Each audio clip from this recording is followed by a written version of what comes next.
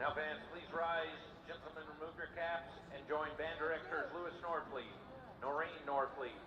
Saxophone soloist Vince Smith, the Grants Pass High School Marching Band for the playing of our national anthem.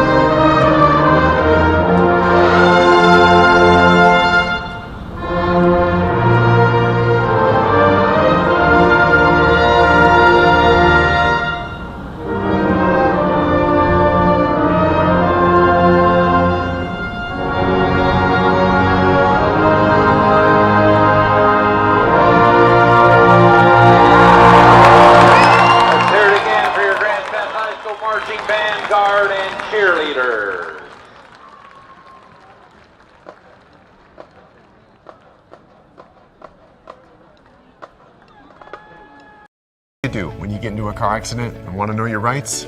Easy. Just go to letusfightforyou.com. That's it. Letusfightforyou.com, helping Oregonians get justice for over 40 years. It's Jeep Adventure Days going on now at Lithia Chrysler Jeep Dodge of Medford. We're stocked up on a great selection of new vehicles from Chrysler, Jeep, Dodge, and of course Ram trucks. Choose from our great selection of new Jeep Gladiator 4x4s or test drive a new 22 Ram 1500 Crew Cab 4x4. And remember, we've added the convenience of test drives from your home and an online process to purchase and deliver your new vehicle. During Jeep Adventure Days, you'll save big on every new vehicle in stock only at the Lithia Chrysler Jeep Dodge of Medford Superstore. So what do you do when you get injured on the job and need to know your rights with workers' compensation? Easy. Just go to letusfightforyou.com. That's it. Letusfightforyou.com, helping Oregonians get justice for over 40 years.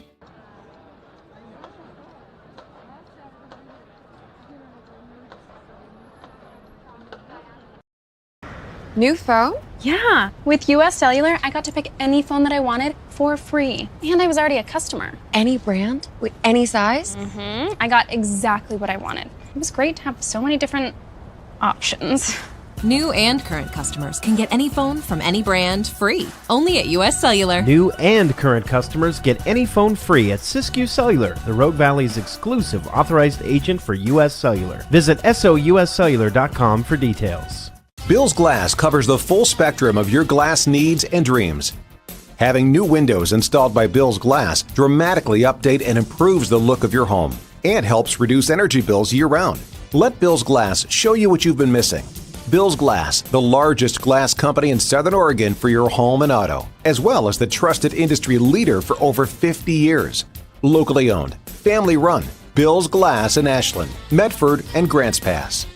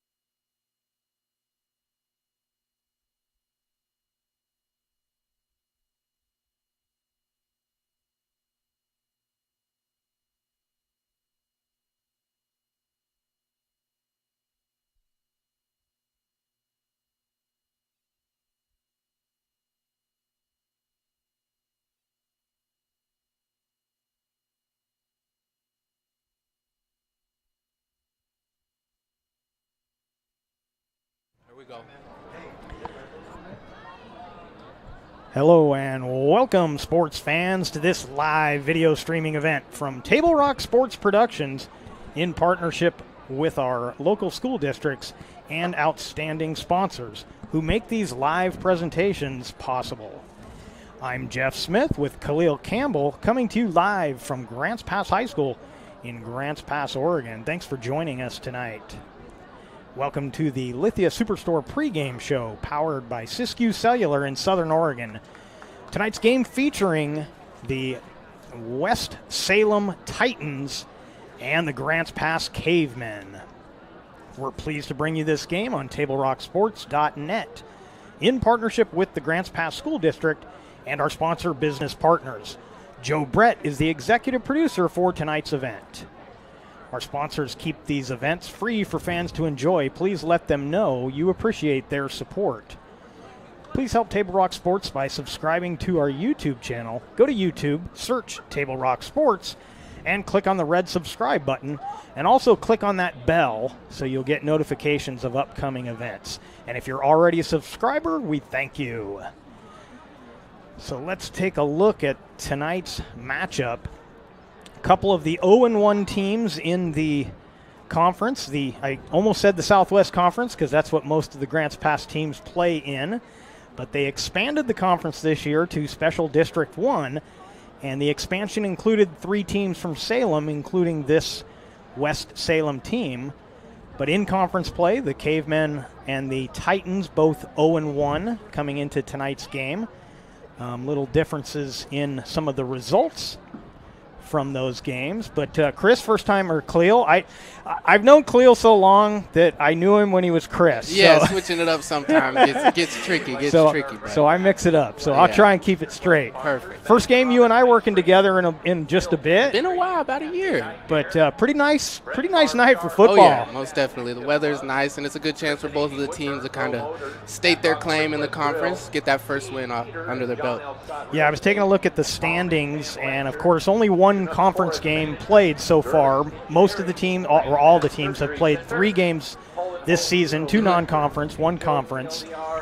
South Salem is atop the standings with Sheldon listed as second place. However, Sheldon is the number 1 team in the state right now. Okay. South Salem is the number 3 team in the state. And then there's South Medford, North Salem, and North Medford, all 1-0 in the conference, all winning last week. Then you have Grants Pass listed as the first of the 0-1 teams, and West Salem, who they're playing tonight, as the last of the 0-1 teams. Now, the way they list them sometimes is a little suspect. I mean, take, for instance, Sheldon's the number 1 team in the state, yet they're listed as the number 2 team in the conference. Right. Now, part of that is on the points differential, and a perfect example of that, I was looking at some interesting things. 2 of the 1-0 teams, North Salem has a point differential of 107-3. They've only given up 3 points in 3 games. That's tough defense there. It's going to be exciting to see how Grants Pass attacks that. Only giving up 3 points and scoring. Well, no, that's not this team. That's the West Salem. This is West Salem they're playing, which should be a little easier game. I'm just looking at the conference because we don't. Like Grants Pass, for instance, they have 2 victories this year. One of them is against a team from California, Shasta, the Shasta team out of Reading. Okay. And then they beat a 5A team in Caldera. So we don't have a good feel for the 6A level play yet. They lost they were handled pretty well last Saturday, but it was against that South Salem team that's the top of the conference, number 3 team in the state. So it's this early season, it's hard to judge where people are. But the other team I wanted to get to, North Medford beat West Salem last week, which is the team Grants Pass is playing tonight. But North Medford has a point differential, 48 points scored, 105 points given up. So even though they're 1-0 in the conference, they're giving up a lot of points there. So. And West Salem still couldn't manage to find a way to beat them, so they're 0-1. Grants Pass, again, got handled pretty easily by South Salem last Saturday. And so this could be a pretty good matchup with a couple of 0-1 teams. Yeah, this will be a good test for both of them to kind of see where they're both at. And this is that point in the season when conference play starts. The teams are still trying to feel each other kind out. of feel the way, see where their strengths are going to be. There's been some standouts for the Cavemen. I haven't been able to see much of West Salem yet, so but it should be a pretty good game, a good test for Grants Pass to really see where they are. Yeah, I'm excited to see. So let's take a break, and we're about 3 minutes away from the kickoff, waiting for the teams to come out. And we'll take a quick break, come back with more after this. This is the Lithia Superstore pregame show, and we'll be right back. To the center of the field for tonight's coin toss. What do you do when you don't know the first step in applying for Social Security disability? It's easy. Just go to letusfightforyou.com. That's it. LetUsFightForYou.com, helping Oregonians get justice for over 40 years. Daily adventures start right here at Pinnacle 365. You'll find exactly what you need for your morning motivation. Later in the day, add some crunch to your lunch with Crispy Crunchy Chicken's mouth-watering chicken and chicken tenders. Wherever your next adventure takes you, we're here to keep you energized throughout the day. And our new Peak Rewards program helps you save money on fuel so you can travel further for less. Daily adventures are better with Pinnacle 365. There's a time machine that takes you back to a world just a few streets wide. So dive into the past and let them see the world through a simpler lens called Southern Oregon. Their adventure begins when you travel Medford. Fans, on your ticket tonight is Pat Howe, who was a member of the 1964 state championship team. Choose a company that best represents you and our local community. Choose a company that focuses on relationships rather than transactions. Choose a company that empowers their employees and provides growth opportunities from within. Choose a company that shows compassion and rises to the occasion in times of need. Call a John L. Scott broker today. Any time is a good time to plan your funeral, except at the time of the funeral. At Conger Morris, we know that there are so many advantages to planning ahead. It eases the burden on our families at their worst time. Pre-planning also alleviates their stress, knowing the funeral costs are already taken care of. And it allows your service to be more meaningful, with all of your wishes being taken care of. Call us today for personalized assistance in creating your own plan. Conger Morris, we'll always be there. Welcome back to Grants Pass High School, Mel Ingram Field. We're getting set for the start of this conference matchup between the West Salem Titans and the Grants Pass Cavemen. And here come the Cavemen out onto the field.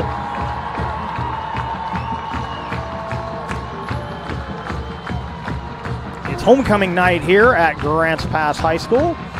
And of course the marching band for Grants Pass, pretty well known around the state, and they're always out here for these football games, and they'll be in extra good form here, I think, tonight with it being homecoming. So you can hear that going up. We want to let you know that our Lithia Superstore pregame show is also brought to you by Bill's Glass. Bill's Glass is the clear choice in Southern Oregon for almost 50 years. Locally owned, family run. Bill's Glass in Ashland, Medford, and Grants Pass.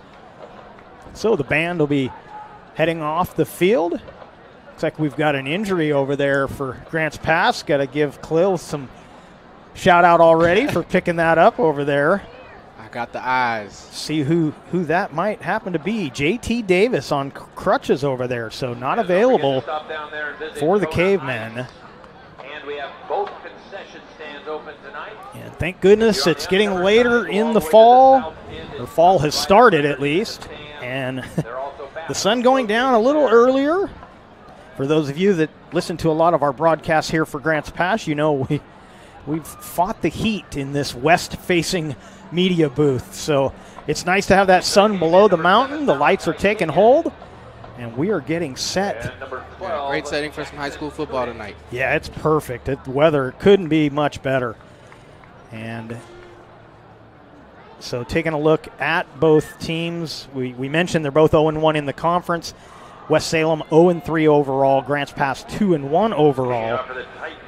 Sean Stanley is the head coach for the Titans, and Brad Page is the head coach for Grants Pass. And deep for the Cavemen, looks like it's going to be Jackson Tunick. And let's see who our second deep back is. That's going to be Nicholas Madamba. And teeing it up to kick off for the Titans, I believe that's number 12. That would be Connor Ortle. And here we go.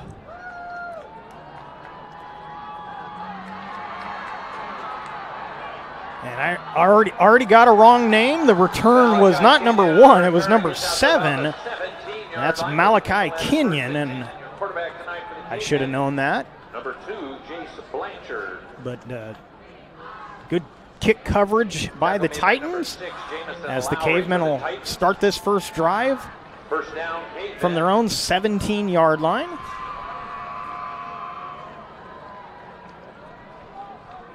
So Jace Blanchard, the starting quarterback for Grants Pass. And Trevor Reeves will start in the backfield at running back. Doubles left set here with a single back. Reeves moves up next to Blanchard. He'll get the first handoff, and he's got a couple of yards on first down. About a 2-yard gain there. Looks like it. So second down and 8. Reeves is the workhorse for the Cavers, but they will platoon that backfield and keep guys fresh. And we got a timeout, referee timeout here. And it's like a little substitution. Yeah, making someone leave the field there. We had some equipment issues a couple weeks back where they were routinely making players leave the field. Don't know if it was blood or what it was, but there's a pass over the middle, just short of the first down as the catch was made by Troy Osborne. Nice little underneath route there. Yeah, it's good awareness on that quick slant, able to drop it down for a good 5 or 6 yard gain there. Yeah, that one was definitely meant to go right to a spot. Osborne got there, turned, and the ball was right on him. Shotgun again here, one wide left. Oh, and defense was jumping. Yeah, if this is on the defense, it'll be a first down. I didn't see any movement from the offensive line, but no, we are not on the field, so the rest will let us know. Yeah, and when we don't agree with them, we'll let you know. Yes. So it is a first down for the Cavemen at the 29-yard line. They like that pistol formation. Yeah, they like to run the pistol, but the back will almost always move up next to the QB. And another good run. Good game. Kind of fell there for a good 3 extra yards. I thought he was going to be able to keep it up and keep plugging away, but good play nonetheless. Carmelo Brown made the initial hit to knock him off balance. It's going to be second and a long 2. Give him 8 yards on the carry. Of course, that was Trevor Reeves once again. Shotgun again here, double wide left, one to the right, and it's a handoff inside again. And he gets it to the 40, another first down. And, you know, this is what we've been seeing this season so far from the Cavemen. At some point, he'll go play action. But as long as he's going to the well and he's bringing up water, he's going to keep going to it. Yeah, if they can keep going north and south like this for those 3 to 5 yard gains every time, I wouldn't. If it's not broken, don't fix it. Yeah, exactly. So first and 10. High snap. And it'll be Trevor Reeves once again. And he's got positive yardage. Give him about 6 yards on the carry. It'll be second and 4. So again, just as we said, as long as it's available, they're going to keep taking it. Yeah, Reeves is doing a good job keeping his head up, good vision on the run in there. You see a few cuts in between tackles, getting to that second level of the defense. That's what the coach likes to see. And Grants Pass going with some pace. Of course, Grants Pass known for taking forever to get to the line, but right now, going with some pace. Yeah. But no gain on that, maybe a loss of a yard. So it's going to make it 3rd and 5. No huddles or anything here, just catching all the plays from the sideline. Now we see him taking a little longer to get the play in here. We'll bring a 3rd down and 6 for Grants pass. Tunic coming to the near side, one of the receivers. And this might be one where you see him go play action, but we'll see what the coaching. Nope, just going to go straight drop back.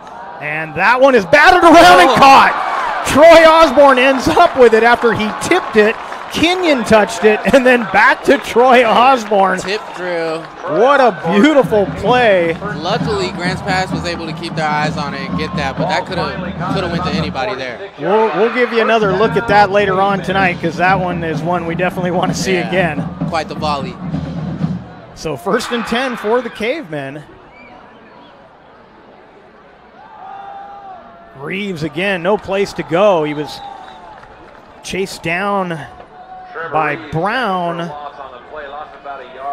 Also had Jenks giving chase there.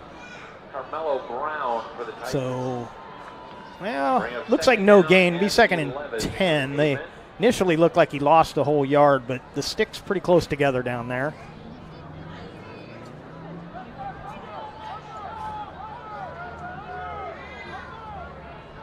Trips to the right.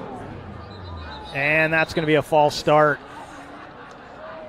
Flag on the play, legal procedure. Yeah, the tight end was out of position. He tried to move over into his spot. Yeah. And you can't get away with that one. A little mental mistake there. Going to back him up 5.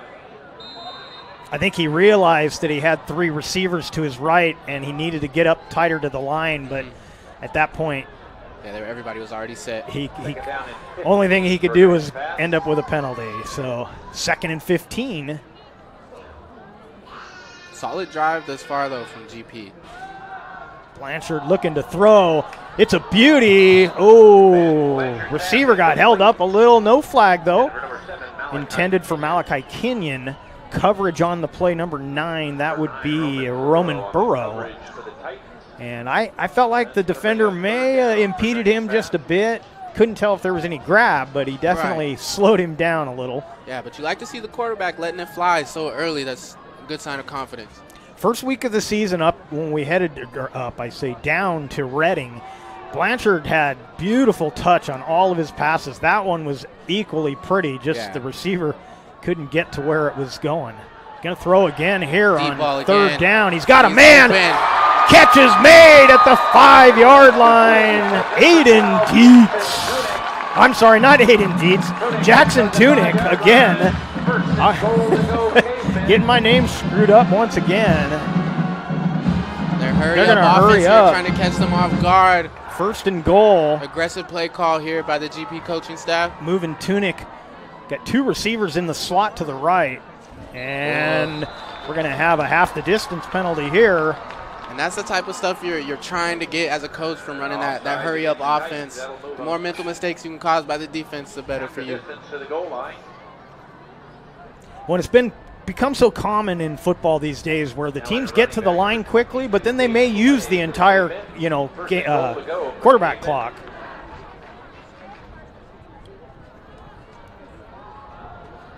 Handoff right. And no place to go as they stretched out Gage Blay. Back at the 5. That's going to be a 2nd down and 5 for Grants pass. So good job by the defense keeping in their lanes and not letting him get the edge on that.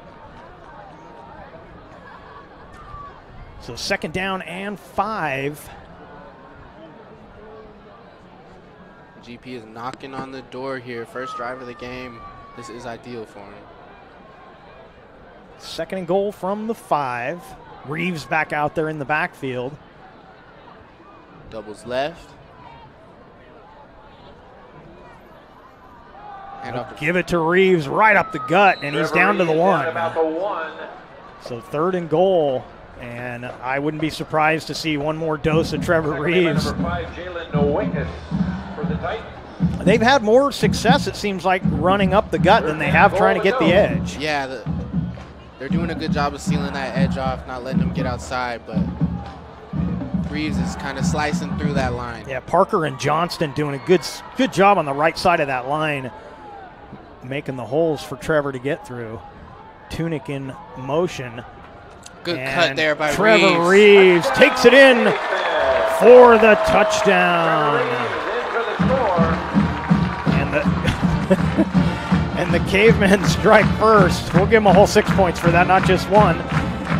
On the John L. Scott scoreboard with the PAT pending, it's 6-0. Elijah Leach will come out to kick the PAT. Tunick the holder, and the kick is good. And on the John L. Scott scoreboard with 5:43 remaining in the first, it's Grants Pass 7, West Salem nothing. We will be right back.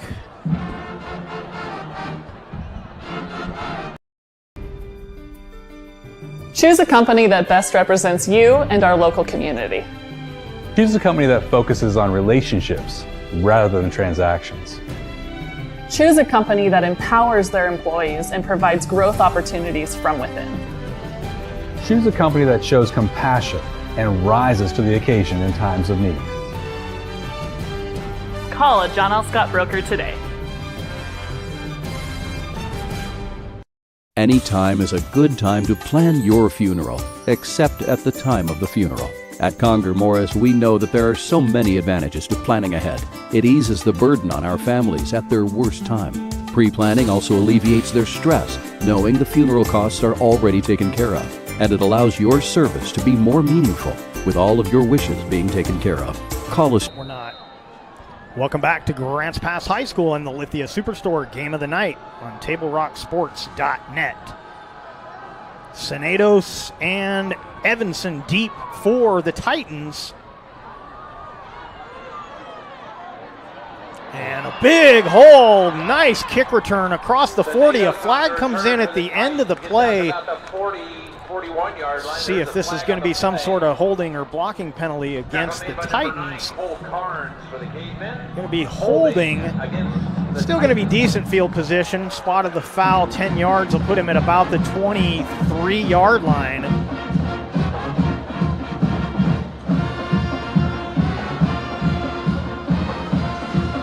That's going to move the Titans all the way back to about the 24-yard line, where they'll have it first and 10 with 5:35 left in your first quarter.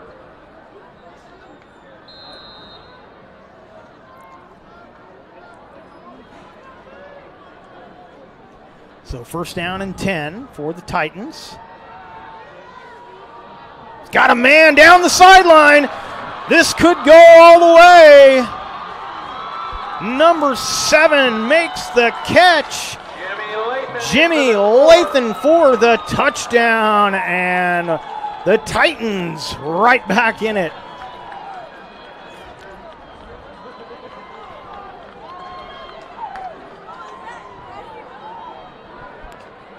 So just that quickly. And to attempt the extra point. The Titans are an extra point away from tying this one up.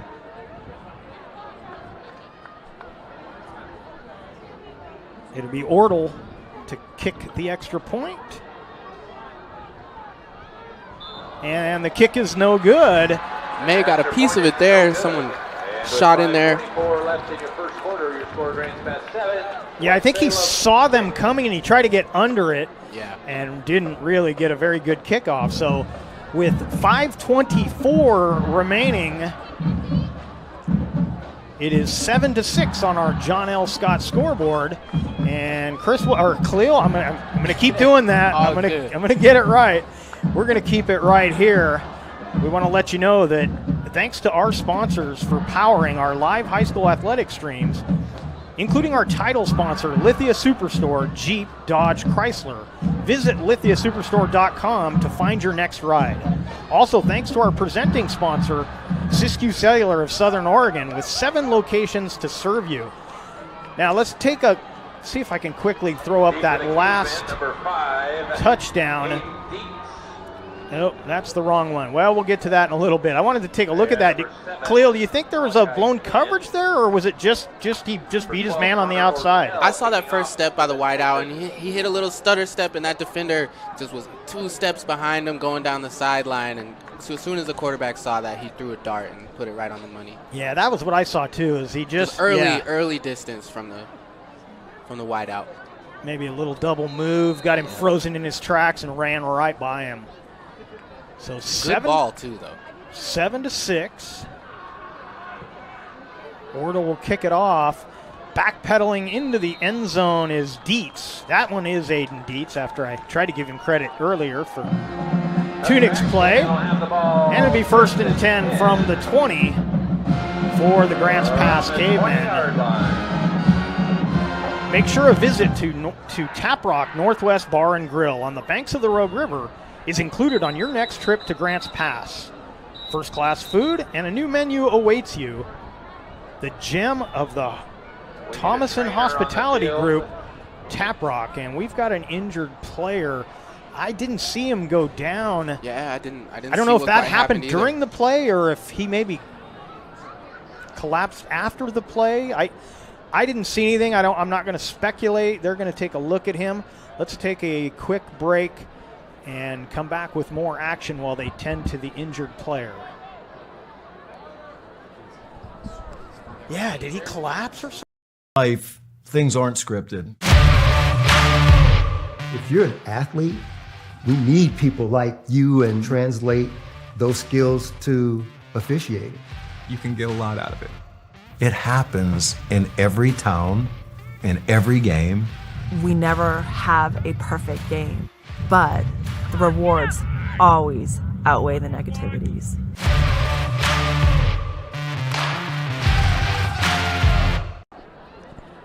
Welcome back to Grants Pass High School. They're tending to the injured player. I have no update of the injury, but I can tell you it appears it is Aiden DeWitt, number 20 for the Titans, is the injured player. He's moving his hands around. Don't know if he's ready now. He's ready to get back up. So that's good news. He's sat up. And, again, we don't know the nature of the injury or the illness. Not sure what happened there. Hope for the best there. Not quite sure. And he's back on his feet, so that's good news. And he will head to the sideline as the teams will retake the field. You're watching the Lithia Superstore Game of the Night on TableRockSports.net, powered by U.S. Cellular at Siskiyou. And on the John L. Scott scoreboard, Grants Pass 7, West Salem 6. 1st and 10 for Grants Pass. Reeves in the backfield behind Blanchard. Here they go with that motion again to bring him to the shotgun. Doubles right. And the catch is made on a short passing route. Yeah. Catch is made by Osborne once again. Quick out route there. Quarterback put it right on the money. So give him about 5 yards. It'll be 2nd and 5. Double Goes right. under center this time. Don't see Blanchard under center all that often. And not much running room there. Give him about, I'd say about a yard, making it 3rd and 4. Reeves was churning those feet, but those big boys came in and got him behind the line.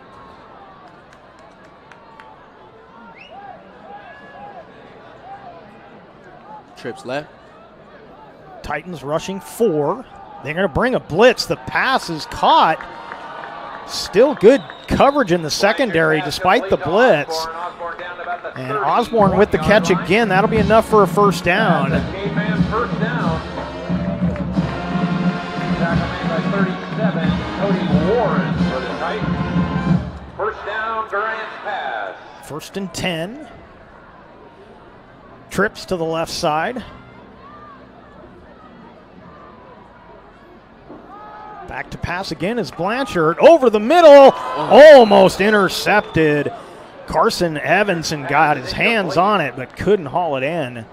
Yeah, Evans wanted that one. Tough pass there by the quarterback. Lucky that one wasn't going the other way. Yeah, that he got both hands on it, just couldn't corral it. Crowning our 2022 homecoming queen.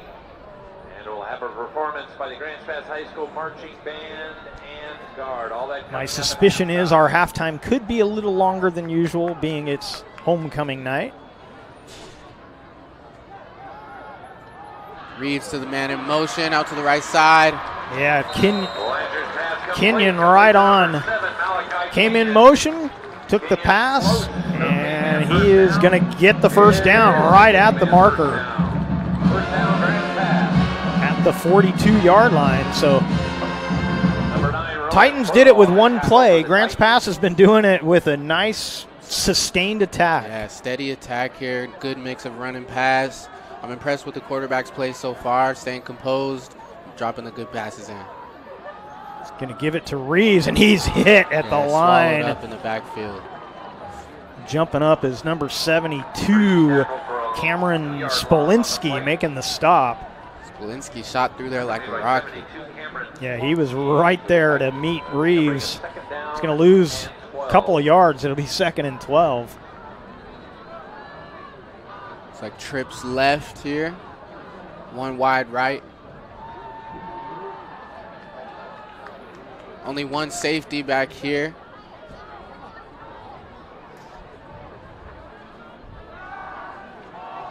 Goes left. Tunick breaks a tackle. He's out across the 50, and that's where he'll be taken down. Number 12, Jackson Tunick. Tunick's tackle right at the 50. It's going to be 3rd and it's like about 2, although I can't see one of the sticks. They're going to go hurry up. Good pace here by GP. Give it to Reeves, and as successful as they were running on that first drive, they've been struggling to get it up the middle here on this drive. Yeah, Salem's kind of sniffed out the plan here, doing a much better job of closing those gaps on the defensive line. So he lost about a yard, 4th and 3. And this is generally 4-down territory for most teams, honestly. And Grants Pass looks like they're going to go for it here. 5 receivers. It's going to be a quick pass to Kenyon again, and he will be short of the first down. So Cavemen turn it over on downs. Good defensive stand there by Salem. Great tackling technique, was able to wrap him up and have somebody else come and help him finish it. Coach was excited there on the sideline for Salem. Yeah, team fired up, and and then you don't blame them. Big stop. They're playing good so far. They've only had to run one offensive play, and they would be tied if not for the PAT. Yeah, and defense probably just took a drive to wake up, and they seem to be clicking on all cylinders now.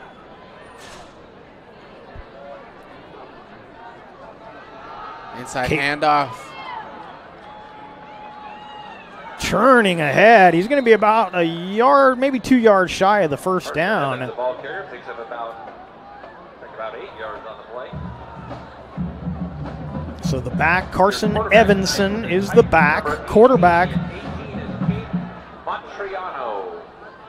is Caden Martriano.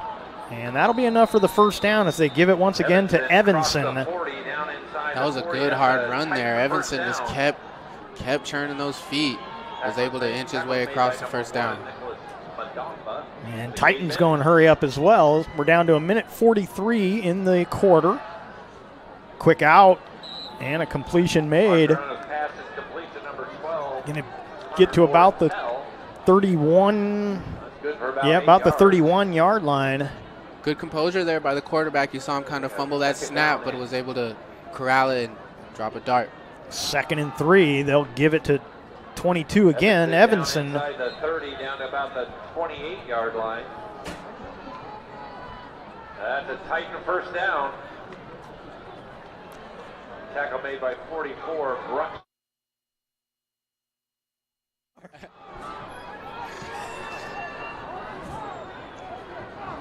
First and 10. Oh, we got a floater Got into a the end man. zone. Catch is made for the touchdown. Another great ball by the quarterback here. Number 12, Connor Ortell, making the catch from quarterback Caden Martriano.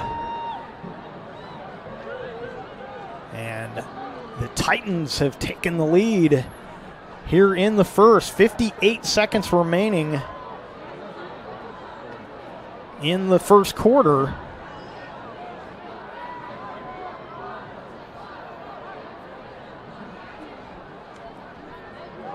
Looks like the Titans are lining up for 2. 2-point conversion attempt coming up. After missing the PAT, kind of expected a 2-point try here. Looking back to his left after rolling to his right, and it's broken up. So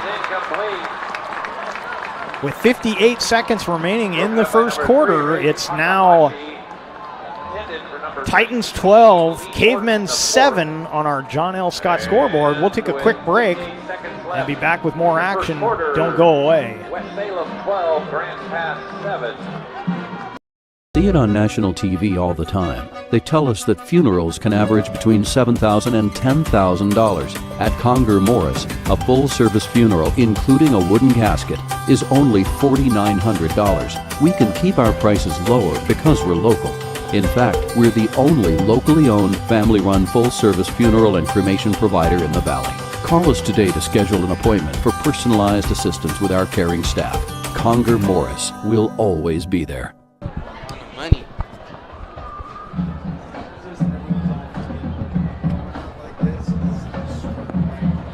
Welcome back to Mel Ingram Field here at Grants Pass High School and Special District 1 football action.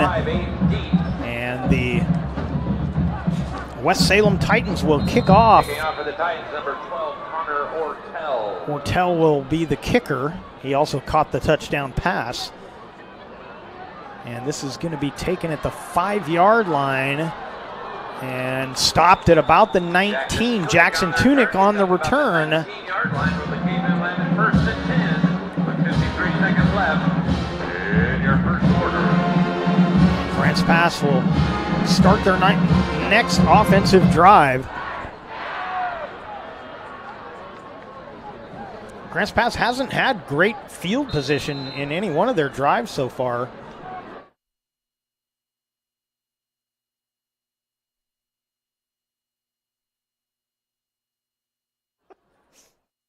I'll let you take a look at that. Okay, audio back up.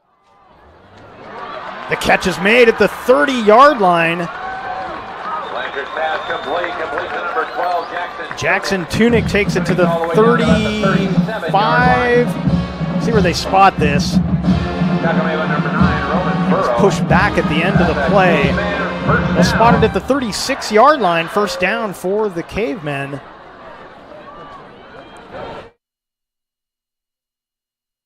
That one.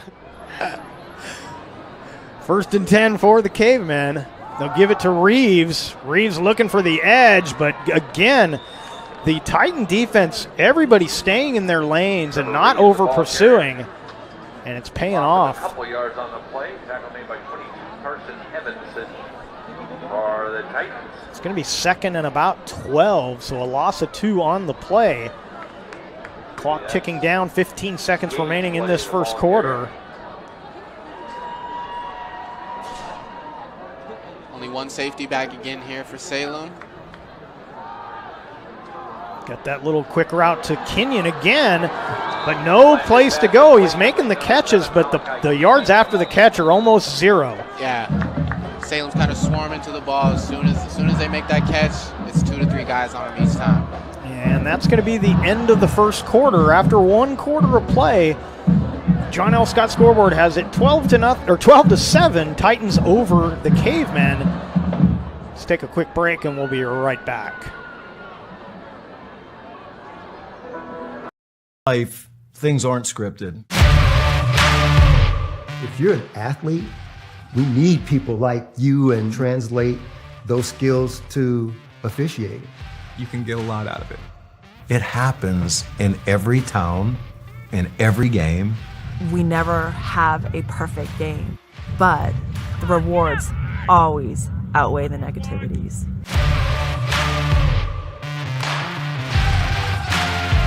But I keep forgetting. Did you have no? Did you need this back?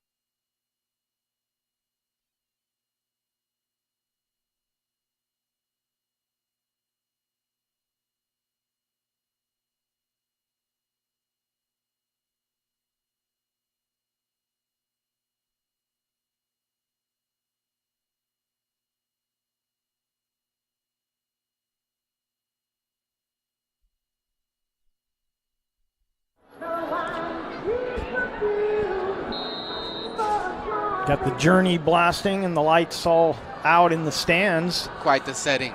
And the second quarter getting underway. Grants Pass driving, but the Titan defense has looked good. That one a little too high for Kenyon.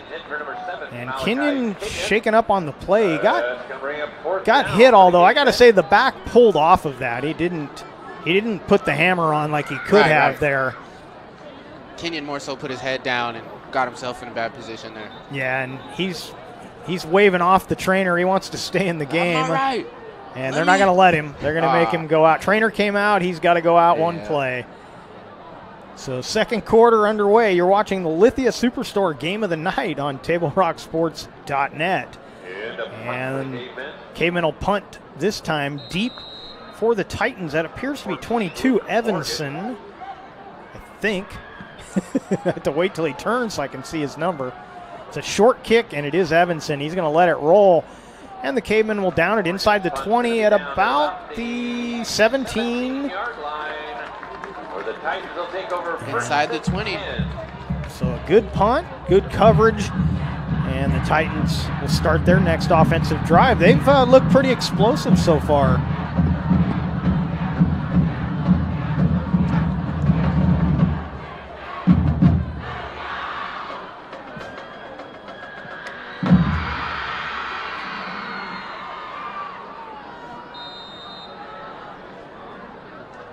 So the Grants Pass secondary has been tested already. Yes. And until they start showing that they can make those stops, I think you're going to see them keep going to those wide receivers. Going to keep letting it fly. Ordle with the catch on first down. And about maybe 3 yards, 2nd and 7.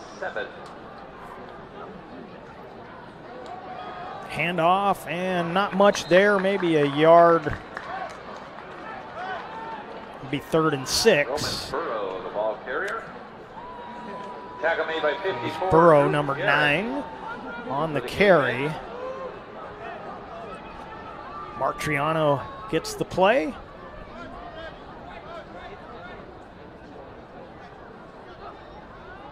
Shotgun formation again. Play action. Hey, he's got a man on the inside slant route and all kinds of room to run. Finally taken down is Caleb Hensley.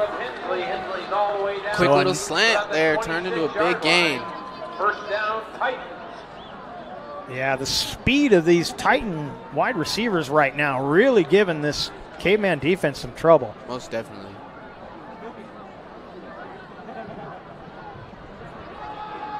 Run this time. Handoff goes nowhere. So the line doing a nice job on the defense for the Cavemen, but the secondary is struggling a bit. Front 7 seems to be the strength of the defense here, and unfortunately for Grants Pass, Salem has figured that out as well.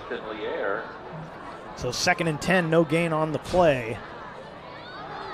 Little screen pass. No blocking, though. Oh, but he breaks a tackle. Finally hauled down. That should have been stopped for not much of a gain, but unfortunately the back catching that screen had a nice little move for the first guy in. Quite the cut back there. It's going to be 3rd and about 2. For West Salem. Shotgun formation again here. Looks like they'll go into the eye. No, he's coming back up. Maybe changing the play there. Run up the middle, and he's got some space. Breaks One a broken tackle. It's going to be first and goal as they finally wrestle Ian Cooper, leave it out of bounds. 7-yard line. Tackle made by number 12. Yeah, he can't afford to miss too many of those easy tackles there. And we've seen that in the last 2 plays. Grants Pass kind of missing a would-be tackle. First and goal to go Titans. First and goal from the 7.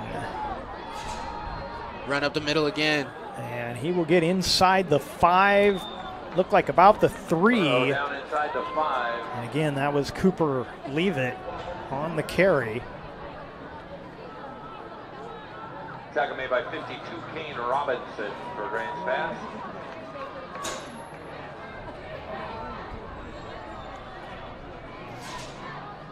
Now Jimmy Latham in the backfield with Martriano. They'll give to Latham, and he's hit. Going nowhere there. That interior defense of the Cavemen has looked good so far tonight. Yes. Loses a couple. Not giving up many rush yards. Like I said, that front 7 definitely is the strength of the defense. Player shaken up on the play for the Titans. And the training staff coming out to take a look at him on our John L. Scott scoreboard. Titans 12, Cavemen 7. Let's take a quick break, and we'll be back after this.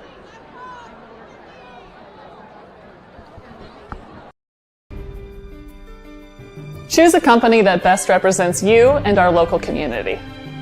Choose a company that focuses on relationships rather than transactions. Choose a company that empowers their employees and provides growth opportunities from within. Choose a company that shows compassion and rises to the occasion in times of need. Call a John L. Scott broker today. Any time is a good time to plan your funeral, except at the time of the funeral. At Conger Morris, we know that there are so many advantages to planning ahead. It eases the burden on our families at their worst time. Pre-planning also alleviates their stress, knowing the funeral costs are already taken care of. And it allows your service to be more meaningful, with all of your wishes being taken care of. Call us today for personalized assistance in creating your own plan. Conger Morris, we'll always be there.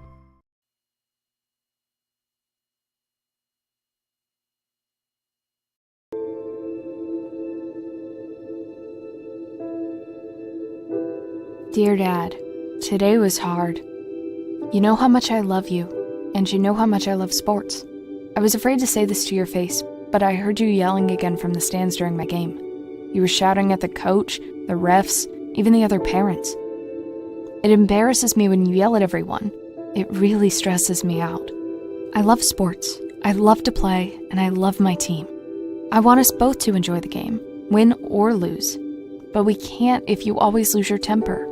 I hope you can cheer for me and the other players. It's about more than just the score. It's about us all enjoying the experience. I hope you can join me for my next game. I really want you to be there. Love, Katie.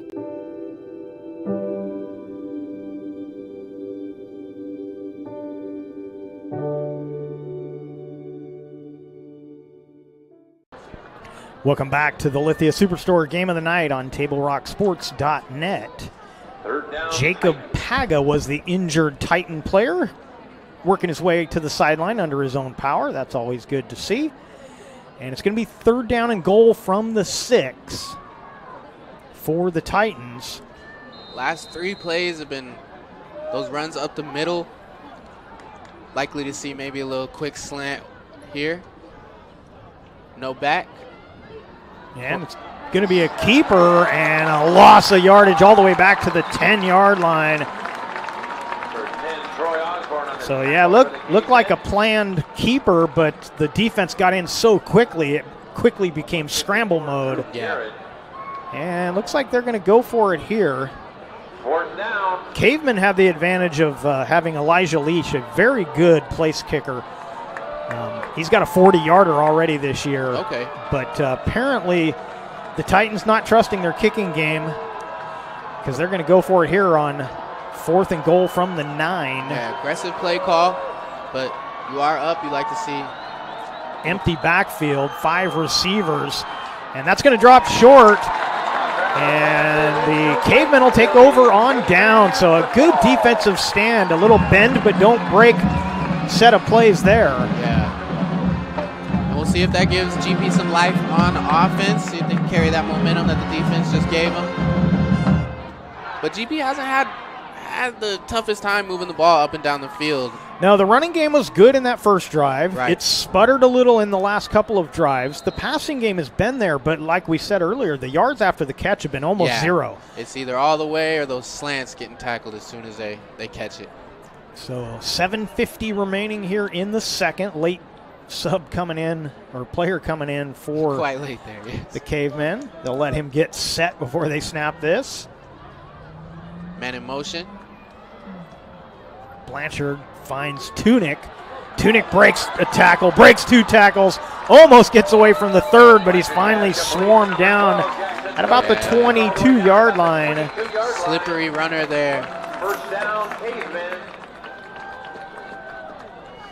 Tackle made by 7, Jimmy Lake. And that seems to kind of be the bread and butter of the GP passing game, those short kind of dink and dunk passes that they're getting, like you said earlier, just getting hit right on the catch, but that one they were able to get some yards after. And Blanchard, he's been accurate so far tonight.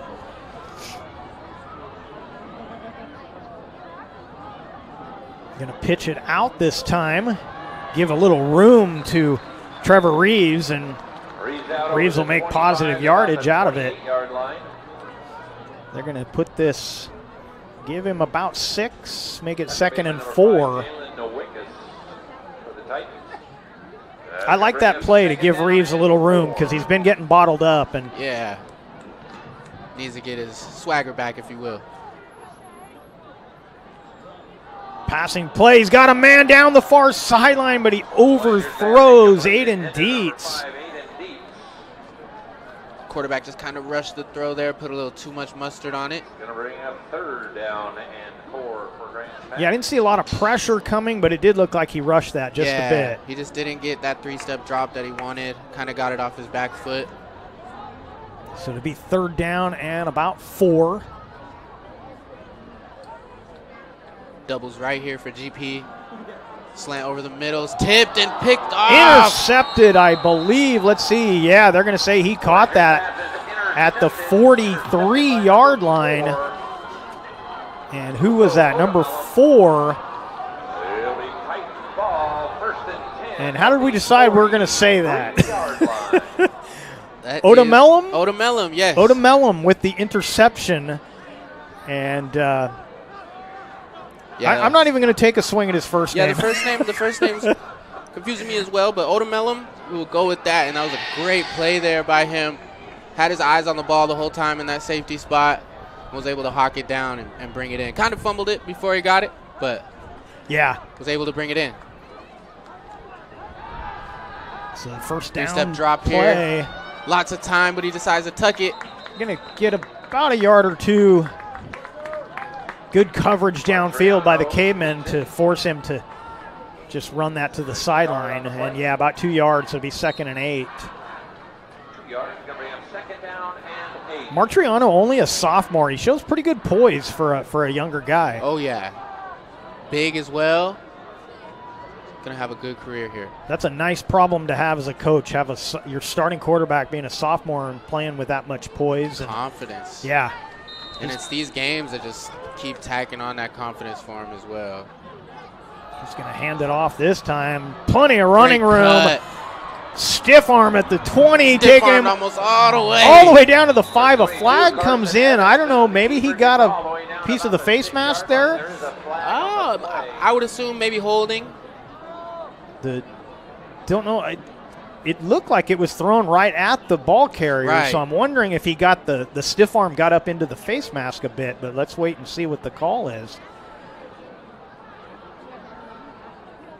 From my understanding, the offense can push off of the helmet and face mask area. You can, but you can't grab it. Yeah, you can't grab it. If he grabbed it. It did kind of see that he was kind of carrying him along, so that might have been the case. So let's see what the call is. Personal foul, face mask. Oh, face mask on the. Oh, no, offsetting. Okay. So face masking on both teams. I wasn't expecting that. Okay. So we were right and wrong at the same time. The bad news for the Titans is you gotta go back and replay it. Whole 15 yards. It cancels the play, offsetting. Okay. So they lose. They don't lose the down, but they lose the play. Yeah.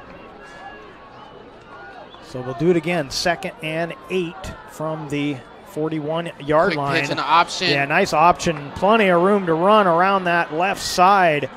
Tunic finally wrestles him out of bounds. That was Burrow, number 9, on the carry. Great decision by the quarterback to flip that off early.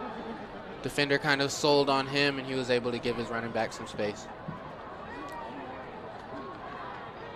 Just over 6 minutes to go in this first half. Handoff up the middle. Looked like Burrow again.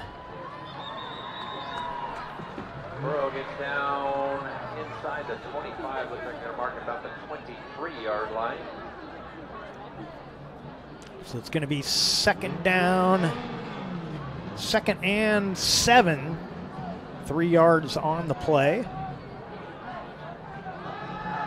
Quarterback looking for that right corner of the end zone. Martriano, flag comes in. That's going to be offensive pass interference. He got the hand out to get that space he needed, and the referee says no, that was a little too much contact. Yeah, as a wideout, you got to keep those hands below the waist, not extend them too far. The ref's going to see that every time. Man, that hurts. 2 very good plays. Yeah, that was Tommy Slack, number 11, and he did a nice job. But when you get the arm fully extended, it's too easy for that referee to see that. Right, it's pretty blatant there. If we can see it from all the way up here, refs most definitely can. Well, and if there's hand fighting, they'll let it go a lot of times. But it was really kind of a one-way play. The arm came out, and the Grants Pass defender wasn't retaliating with his arm. It'll be 2nd down and 22. Interested to see what they will do here.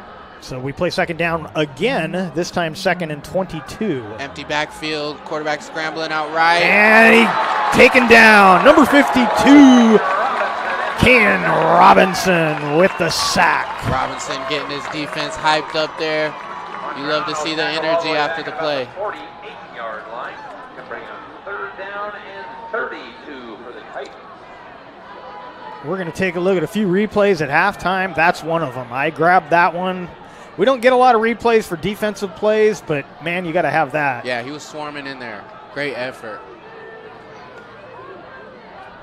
So 3rd and 32. He's hit as he throws. This could be intercepted. Knocked down by Dietz. Dietz had the beat on it the whole time, but his teammate and one of the Titans coming past him kind of screened him off of that ball. Otherwise, he was going to take it the other way. Right, the quarterback just put a little too much air under it, gave the opposite corner time to come over and bat that thing down. So 4th and 32. Looks like they're going to punt here. Yes, indeed. It's like Martriano also the punter, so that presents a little bit of a concern when the quarterback is also the punter. Makes fake kicks a little easier. Yeah, most definitely. Gets Not it much art of disguise there. It's a short kick, but it takes a Titan bounce. Oh, Tunic will take it at the 4 and get it about to the 15. 4:40 remaining. Good decision there to grab it. I didn't see that one having the momentum to go into the end zone, so good decision there. Yeah, definitely. Today's game is brought to you in part by Avista Utilities and our friends from Pinnacle 365, fueling your adventure to see 21 pilots in Portland. Download the Peak Rewards app to earn free fountain drinks and coffee. First and 10 for the Cavemen at their own 16-yard line. And they're going to spread things out. Trips to the left. Single receiver to the top of the field. Quick pass out to the left. Lots of space. And Tunic with a nice gain out near the 30. They're going to mark him at about the 28-yard line.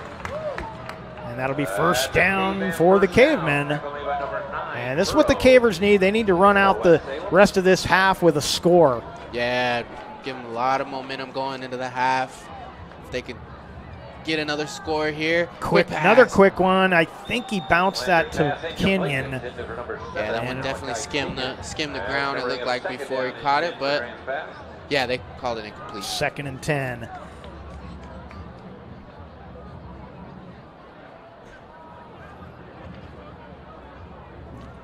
I may be old. I can't read the seams on a curveball anymore, but I can tell when the football changes direction. There you go. Still got that one. Yeah. Second perception still there. 2nd down and 10. Well, it takes glasses, but I can still do it. And they jump again. Yeah, another mental mistake there. So it'll be 2nd and 5. That gives you a little more options on 2nd down when you only got 5 yards now. And we're seeing those mental mistakes kind of snowball here for Salem. You see on the offensive possession, 2 missed good plays there. They're giving up free yardage.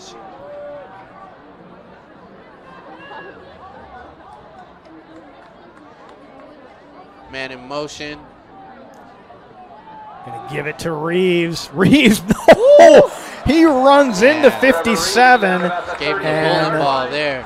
Amawatana was knocked to the ground. He never saw Trevor Reeves coming, and he paid the price. Yeah, he was just an innocent bystander there. And it's going to be 1st down for the Cavemen. Tough run in there by Reeves. You love to see that. Yeah, and I like to see him getting yardage back up the middle again because that was working well early on. Quarterback drop back. Tunic. Quick out. With the catch. Complete to number 12, Jackson Tunic. And I like GP's pass attack here. It's all outside to the seams or either kind of a little screen to the halfback in motion or to the wideout.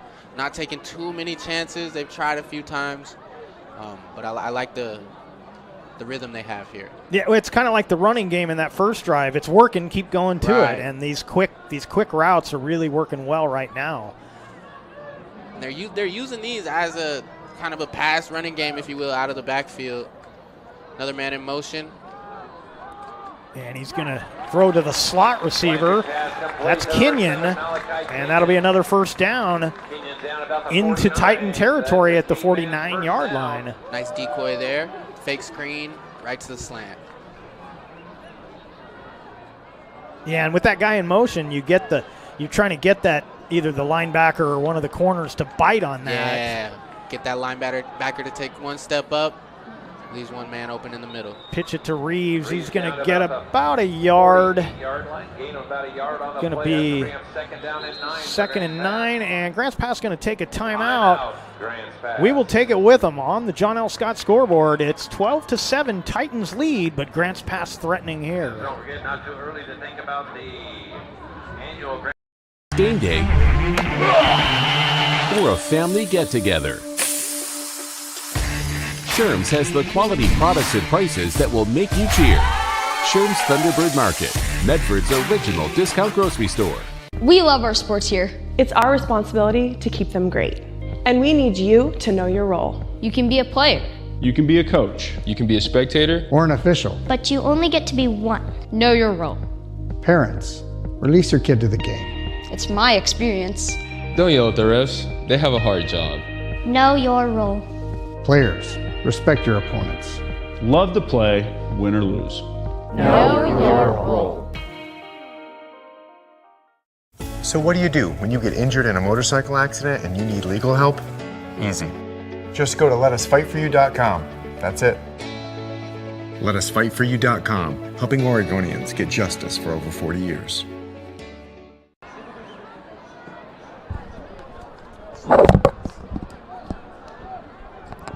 Welcome back to Mel Ingram Field. Grants Pass is driving, 3:22 remaining in the half. It's 2nd down and 9 for the Cavemen. Handoff inside. Hand it off. I believe that's Reeves again. It is. Short gain. It's going to be 3rd down. 3rd down, about 7. 24, Seth Foster on the tackle for the Titans.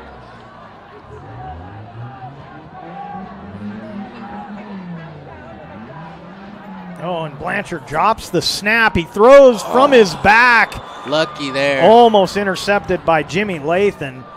And, yeah, he dodged a bullet there for sure. 4th down for the Cavemen.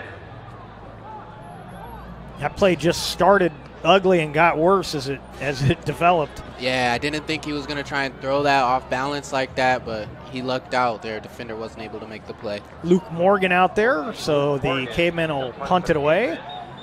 And deep for the Titans, I believe it's going to be number 22 again, Carson Evanson. So first look at Luke Morgan tonight. Returner back deep. This one's away. Gets off a short kick toward the sideline, and the Cavemen will down it at about the 23-yard line. 2:41 remaining, and the Titans will go back on the offense. They lead on our John L. Scott scoreboard 12-7. Table Rock Sports would like to thank our regional sponsors, including Sherm's Thunderbird and Food for Less, John L. Scott Real Estate and Travel Medford, and the Southern Oregon Sports Commission. Great partners in keeping high school athletics streaming for you. 1st and 10 for the Titans, 2:41 left in this first half. Been a good half so far. Titans scored on their first offensive play, but things have calmed down a bit since then. Good screen here to the running back. Got blockers in front of him. And he's pushed out at about the 30-yard line. That catch made by Evanson. It looks like holding against the Titans. And a little laundry on the field. Going to go against West Salem. And the proverbial "you can't do that" cheer goes out. Student section getting a little rowdy here. Been kind of quiet over there so far, I must say. Yeah, I'm expecting a little more as this game goes on. It's homecoming, so got to bring the noise. They got going pretty good when they were playing Journey earlier, but that's, you know, that Journey will get anybody excited. Well, that's true. That's true. Of course, dancing to Journey at dances, that I'm an OG for that. I'm just saying. That throw, I don't know if that was knocked down or not, but the defender definitely changed the pass. Yeah, quick pressure there, coming from the middle. Going to be 2nd down and 22.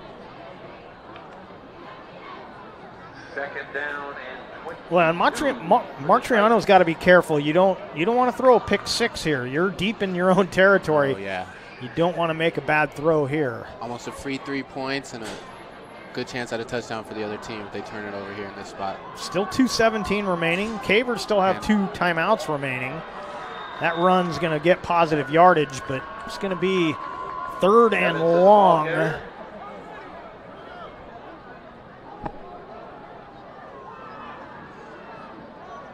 And the punt team coming out one down too early.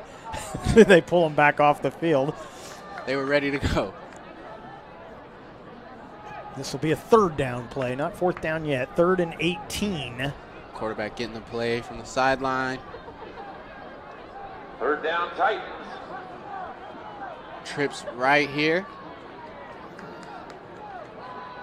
Handoff inside. He's got a little space, but he's wrangled up. 15-yard line is where that play ends, as Evanson again with the carry. And now it's 4th down, and the punt team is they're now a little more tentative. They're waiting. They're like, no, hold on. And they're going to take a timeout, it looks like. Or maybe the Cavemen took the timeout to keep the clock. 1:26 remaining. And I'll admit I didn't see who called that timeout, but either way, it's going to be 4th and about 16. Expect the Titans to punt here, but they're going to talk it over. Today's game is brought to you by Schlesinger and DeVilleneuve Attorneys, with practices throughout Southern Oregon, and the Southern Oregon Sports Commission's Know Your Role campaign, promoting respectful and civil behavior at youth sporting events. been a few years, Khalil, since you were playing sports. You ever see some behavior that was maybe less than civil? Oh yeah, most definitely those Cascade Christian and Rogue games. We definitely got a little chippy. All in good fun though. You love rivalry games as a player, fan, broadcaster, coach, whatever it may be. Tunick takes it at the 48. Tunick to the outside. Finally, and a late hit out of bounds, I believe. I believe that'll be an unsportsmanlike conduct. That was really late, kind of just swung him down unnecessarily, way out of bounds. I can't see if the flag was thrown there. I don't believe so. I mean, that was right.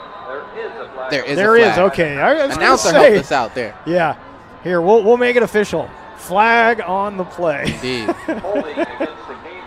Holding. Oh, so where did that happen? Well, it's still going to be pretty good field position because it appeared to be near the end of the play. Yeah. So spot of the foul, they'll march off 10 yards. But, boy, that sure looked like a late hit out of bounds. Looked like it to me too there, Jeff.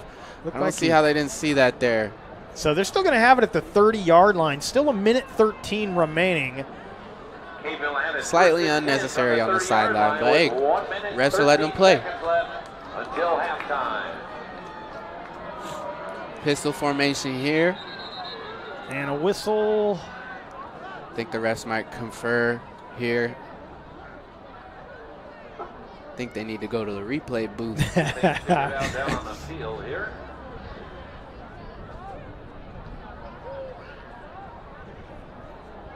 So the refs having a conference out there. Not sure what this is about. Doesn't appear they're going to be moving the football. And I don't think they're going to tell us either. No, they usually don't. Yeah.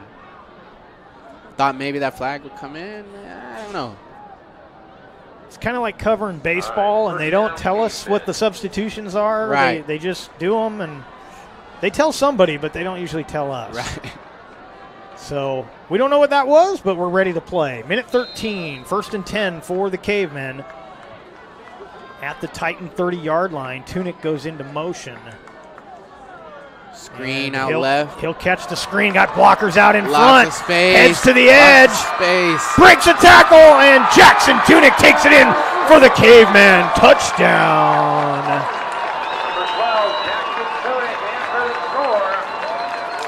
Great speed there on the sideline. I thought one of the defenders was going to have enough speed to catch him, but he turned on, put it into third gear, and flew right into the end zone. Great play. Yeah, he got slowed down momentarily, but he got right back up to speed. Talk about good acceleration. A little bit of a hesitation, just got the defense off balance, and he was able to scoot on by. So Leach will try the extra point. The snap was not good, and neither is the kick. So the Cavemen will have the lead, but it'll only be 1 point instead of 2, with 1:04 remaining in the second. And on our John L. Scott scoreboard, Grants Pass 13, West Salem 12. Let's take a quick break and come back with more action after this. Life, things aren't scripted. If you're an athlete, we need people like you and translate those skills to officiating. You can get a lot out of it. It happens in every town, in every game. We never have a perfect game, but the rewards always outweigh the negativities.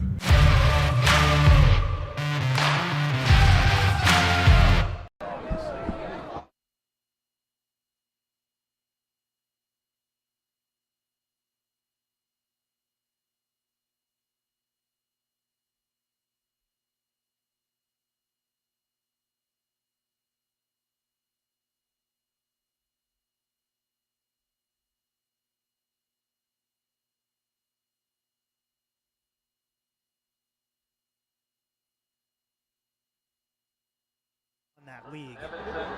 Welcome back to Grants Pass High School. Cavemen got the lead back. They're kicking off here. It'll be a touchback as Leach sends it deep. And still 1:04 to play in this first half. The Titans will have it, but they now trail by 1 on our John L. Scott scoreboard. Grants Pass 13, Titans 12. You're watching the Lithia Superstore Game of the Night on TableRockSports.net, powered by U.S. Cellular at Siskiyou. And as we get close to halftime, we'll let you know that our halftime report will recap the first half. We'll look at some replays, and we'll take a look at scores around the network, TableRockSports.net. Pass play on first down, catch is made, quick tackle. Great tackle there. As Ortel makes the catch, and he's wrestled out of bounds for a short gain. Be second and about 7, it looks like, so 3-yard gain. Tackle made by number 1, Nicholas Madamba for the cave-in. That brings up second down and 6. That pass caught on the near side of the field, and that'll be enough for a first down as the 13 is Caleb Hensley with the catch. Titan first down. Hensley's all the way down to the 42-yard line. 32 seconds remaining. Clock stopped while they moved the chain. Actually, he got out of bounds, so clock will start on the snap. Drop back here from the quarterback. Oh, there's a push in the back. This one's coming back regardless of where he goes. That's going to be against the offense. Number 58 going to be flagged, Jackson Collier. 2-arm push to Morgan, and that'll be holding penalty against. It's funny they call that holding. It wasn't really holding. Right. It was block in the back for sure. But nonetheless, 26 seconds remaining in the half, and now they'll have to snap this one from the 24-yard line. Doubles formation here. Little pump fake there from the quarterback. And inside screen, good tackle there. So now the caveman defense looking a lot like the Titan defense. No yards after catches here. Everything is stopped at the catch. Nicholas Madamba laying the hammer down there. It's going to bring up second down and 30. Madamba, one of the safeties, and that's going to do it. The clock runs out, and it is halftime here at Grants Pass High School. And on our John L. Scott scoreboard, Grants Pass with the 1-point lead. Grants Pass 13, West Salem 12. We're going to take a much-needed break. We'll come back and give you a recap of the first half scoring. But let's get some words from our sponsors.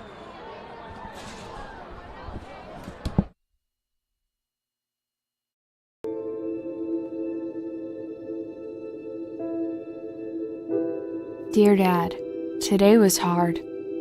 You know how much I love you, and you know how much I love sports.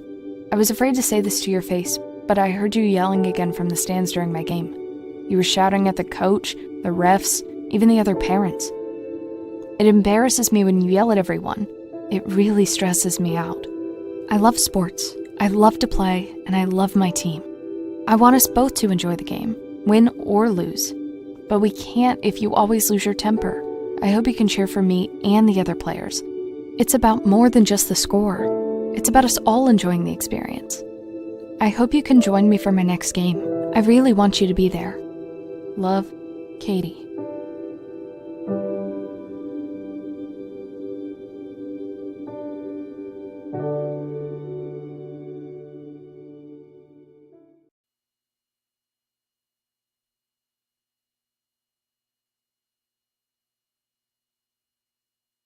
It's game day or a family get-together. Sherm's has the quality products and prices that will make you cheer. Sherm's Thunderbird Market, Medford's original discount grocery store. We love our sports here. It's our responsibility to keep them great. And we need you to know your role. You can be a player. You can be a coach. You can be a spectator. Or an official. But you only get to be one. Know your role. Parents, release your kid to the game. It's my experience. Don't yell at the refs. They have a hard job. Know your role. Players, respect your opponents. Love to play, win or lose. Know your role. So what do when you get injured in a motorcycle accident and you need legal help? Easy. Just go to letusfightforyou.com. That's it. Letusfightforyou.com, helping Oregonians get justice for over 40 years.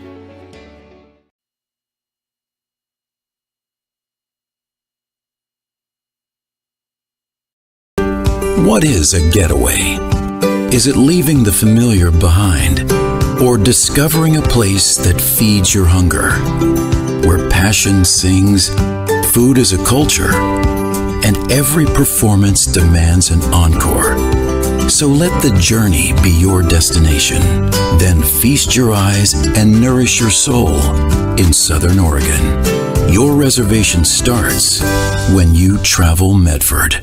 It's Jeep Adventure Days going on now at Lithia Chrysler Jeep Dodge of Medford. We're stocked up on a great selection of new vehicles from Chrysler, Jeep, Dodge, and of course Ram trucks. Choose from our great selection of new Jeep Gladiator 4x4s or test drive a new 22 Ram 1500 Crew Cab 4x4. And remember, we've added the convenience of test drives from your home and an online process to purchase and deliver your new vehicle. During Jeep Adventure Days, you'll save big on every new vehicle in stock only at the Lithia Chrysler Jeep Dodge of Medford Superstore.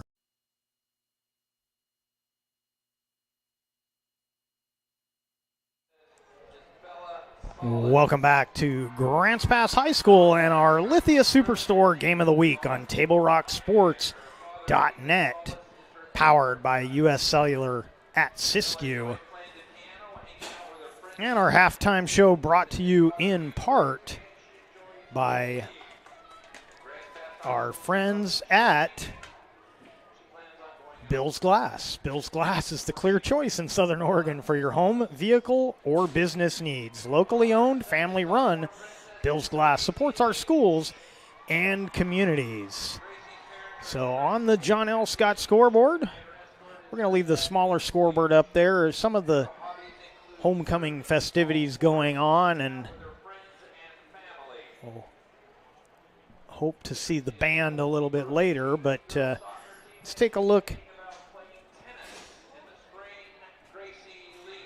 at the scoring. Grants Pass got on the board first, but actually let's take a look. We talked about that tip play. Let's take a quick look at that tip play that was early in that first quarter before the Cavemen got the go-ahead score. Let's see if we can take a quick look at that. So Blanchard's pass goes off Tunick, goes back to Tunick, and the catch was made.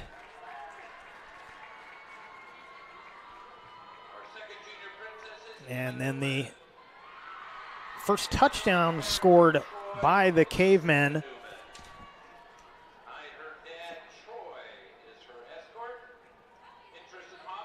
I think we have that one here. Now this may be the play that set up the touchdown. I think it is. So the long pass to Tunick. Tunick was hauled down at the 5. That set up what would be the touchdown, a 1-yard run by number 4, Trevor Reeves, would be the first score of the game, and that would put the Cavemen on top. Let's take a quick look at that one. And they're not coming up, so let's see if I can get that to come up. There we go. So Reeves moves over to the left of Blanchard, up the middle, and the touchdown was scored. That made it 7-0. And then the Titans would come back. They couldn't quite tie things up as they missed the extra point. But the Titans would get the next score on the first play from scrimmage for their offense. That passing play up the right side, we'll take a look at that. Kind of a little wheel route. And off to the races was Jimmy Latham. And that made it 7-6. It would stay 7-6 until just under a minute to go when the Titans would take their first lead of the night. And no, afraid I don't have that one. So that was about a 30-yard pass play. Catch was made by Connor Ortell on the pass from Martriano. And it would be 12-7, but then the Cavemen would score in the second quarter, the only score of the second quarter. And let's see if we've got that one we can show you here. I believe this will be it right here.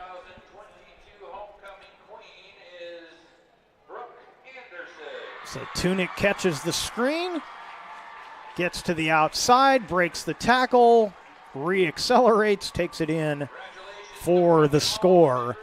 And that would be all the scoring plays in the first half. And at the half, it's going to be on the John L. Scott scoreboard. Grants Pass 13 and West Salem 12. And we're going to take another break. We will come back and look at some of the other action around the Valley and around the Special District 1. And we'll do that after these words from our sponsors. I'm Pat Cox with Sherm's Food Stores.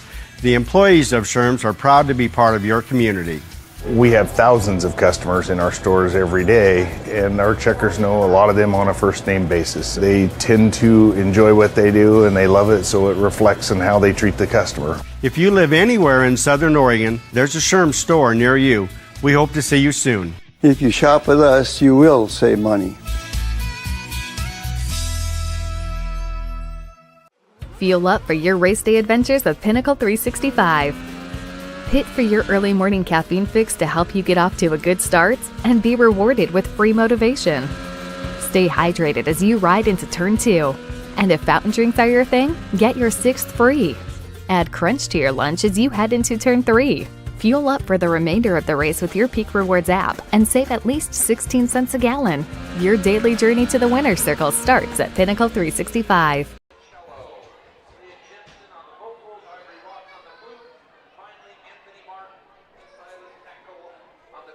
Where do you find information about paying for medical treatment after a car crash?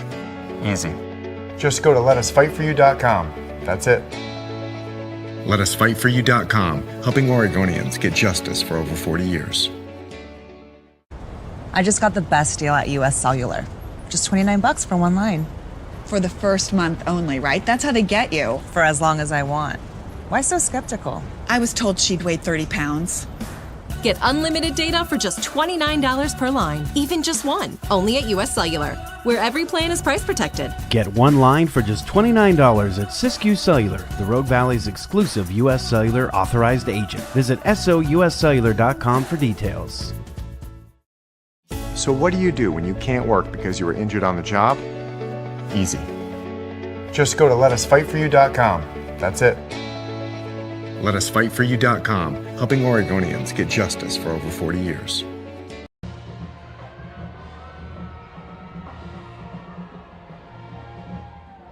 What do you do when you get into a car accident and want to know your rights? Easy. Just go to letusfightforyou.com. That's it. Letusfightforyou.com, helping Oregonians get justice for over 40 years.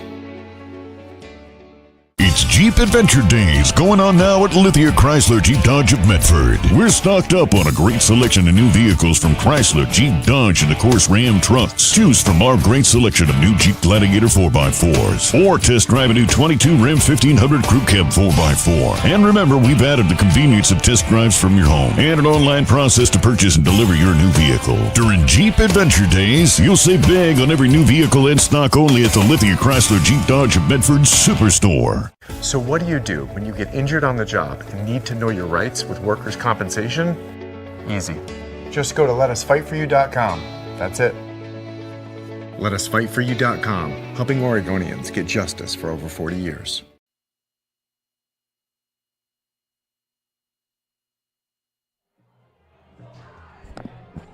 Welcome back to Grants Pass High School, Mel Ingram Field, and our special District 1 football action. West Salem trailing the Cavemen of Grants Pass 13-12. Extra long halftime here as it's homecoming for the Grants Pass Cavemen. And taking a look at some of the scores around our network. Crater and Thurston at the half. Thurston with the 28-6 lead. St. Mary's and Lakeview are in the third quarter. St. Mary's up 7-6 over the Honkers.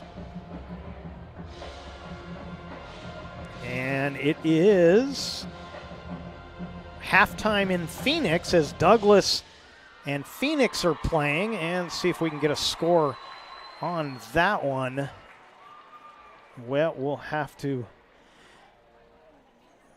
let you switch over and check that one out as I don't have a score. But Phoenix hosting Douglas. Mazama and North Bend also playing tonight on the TableRockSports.net network. And Mazama with the 30-0 lead over North Bend. They are also at the half.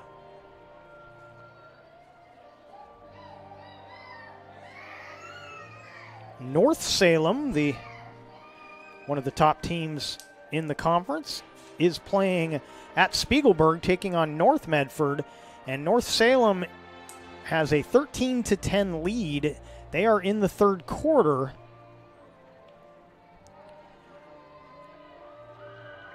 3A action, Coquille taking on Cascade Christian. And let's see if we can get a score for that one. And nope, I'm afraid. Well, here we go. 28-0. Cascade Christian at the half over Coquille. South Medford is traveling to South Salem tonight. And let's see what's going on in that one. They are also at the half. South Medford with the 27-21 lead. So an offensive affair in Salem as South Salem trails by 6 to the Panthers. And finally, our coverage of RCC. We have volleyball action. 2 sets apiece. And that one almost over. It's 14-13 in the fifth and final set between Rogue Community College and Chemeketa.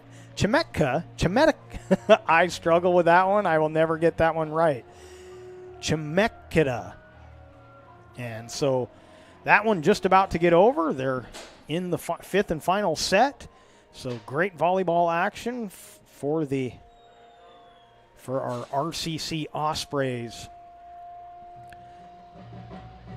So that'll do it for all the action going on around our network. Let's take another break as I catch my breath, and we'll have more football action coming up next. New phone? Yeah. With US Cellular, I got to pick any phone that I wanted for free. And I was already a customer. Any brand? With any size? Mm-hmm. I got exactly what I wanted. It was great to have so many different options. New and current customers can get any phone from any brand free, only at US Cellular. New and current customers get any phone free at Siskiyou Cellular, the Rogue Valley's exclusive authorized agent for US Cellular. Visit souscellular.com for details. Bill's Glass covers the full spectrum of your glass needs and dreams. Having new windows installed by Bill's Glass dramatically update and improves the look of your home and helps reduce energy bills year-round. Let Bill's Glass show you what you've been missing. Bill's Glass, the largest glass company in Southern Oregon for your home and auto, as well as the trusted industry leader for over 50 years. Locally owned, family run, Bill's Glass in Ashland, Medford, and Grants Pass.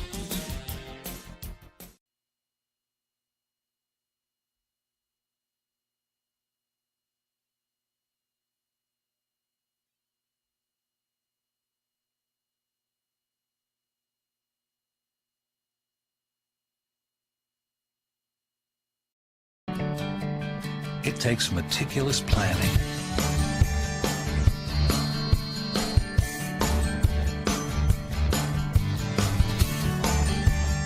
Continuous monitoring. And forward thinking to deliver the perfect 3-egg omelet.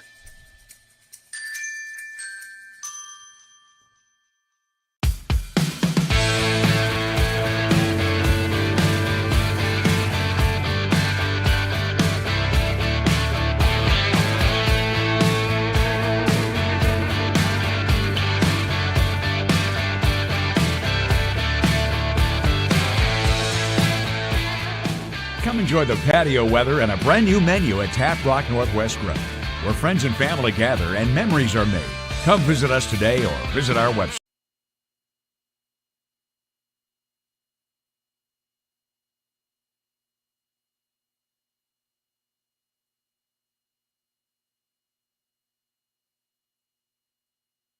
What do you do when you don't know the first step in applying for Social Security disability?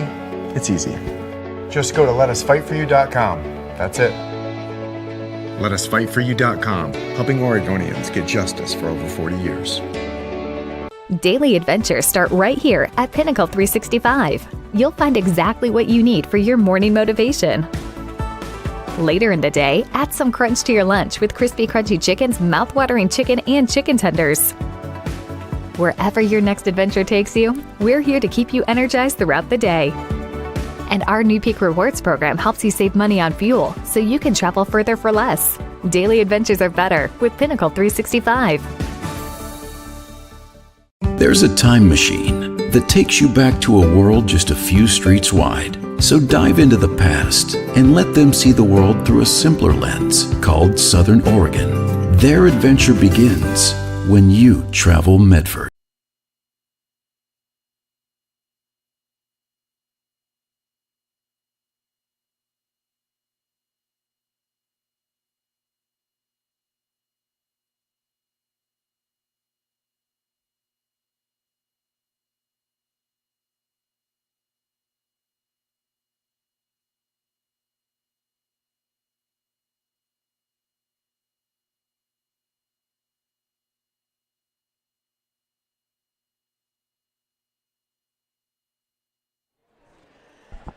Welcome back to Grants Pass High School. Mel Ingram Field on our John L. Scott scoreboard.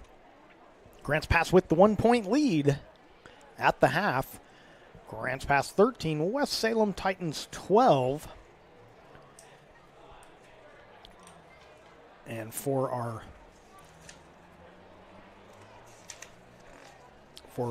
Grants Pass viewers, let you know that Brooke Anderson, homecoming queen, winning homecoming queen tonight. So congratulations to Brooke. Another one of the Lady Caver athletes as well.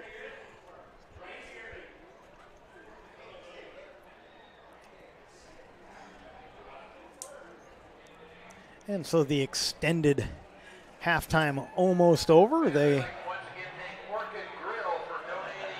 Teams will be coming back on the field, and they'll get the 3-minute warm-up time, and then we will be able to get the second half of play started as both teams making their way to their sidelines as we speak.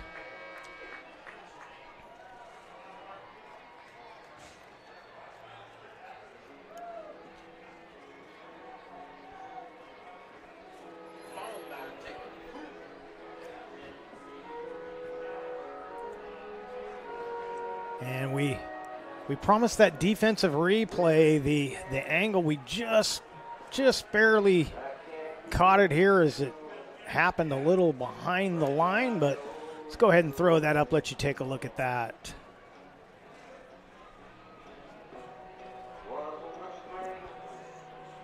So big number 52, Kane Robinson, got the sack on that play. We promised that defensive replay, and we got it there for you.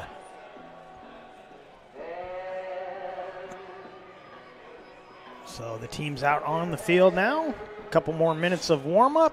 So let's take our final halftime break and we'll come back with the second half of District 1 football here on TableRockSports.net.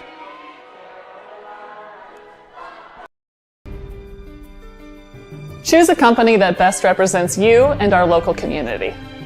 Choose a company that focuses on relationships rather than transactions. Choose a company that empowers their employees and provides growth opportunities from within. Choose a company that shows compassion and rises to the occasion in times of need. Call a John L. Scott broker today. Any time is a good time to plan your funeral, except at the time of the funeral. At Conger Morris, we know that there are so many advantages to planning ahead. It eases the burden on our families at their worst time. Pre-planning also alleviates their stress, knowing the funeral costs are already taken care of. And it allows your service to be more meaningful, with all of your wishes being taken care of. Call us today for personalized assistance in creating your own plan. Conger Morris, we'll always be there.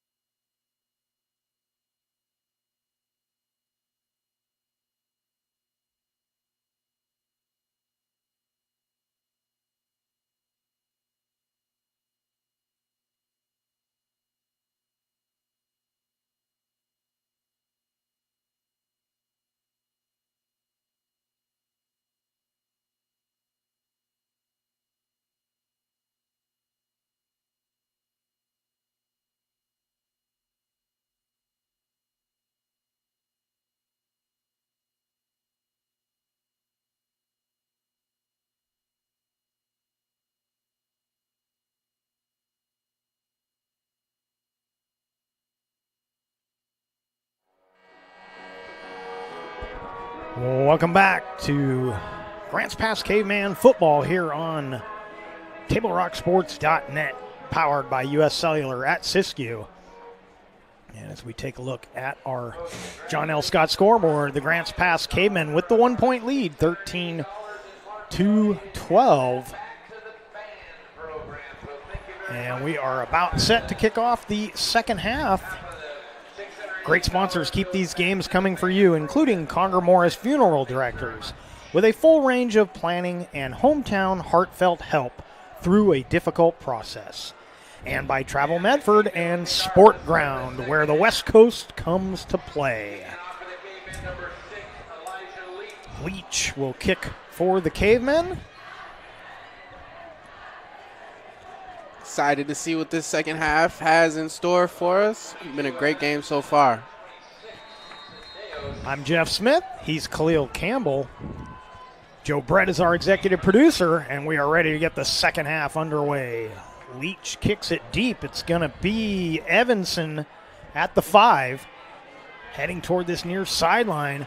And a good return again for the Titans. Evanson knocked out at the 40-yard line.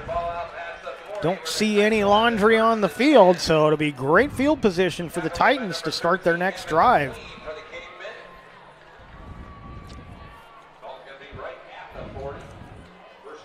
Are you a cornhole player? Get ready for the Southern Oregon Sports Commission's 2022 Cornhole Classic, October 8th and 9th at the Expo's Ulsred Arena. $6,000 purse is up for grabs. $100 per team with a 12-game guarantee. And we'll get you the rest after this play. Oh, that one tipped and almost intercepted as number 44 for the Cavers, Bruxton Lier, got a hand on that. Tunick was in the vicinity but couldn't get to it after the tip. If you want to join in that Cornhole Classic, go to travelmedford.org to get in the game. $100 per team, 12-game guarantee. Handoff.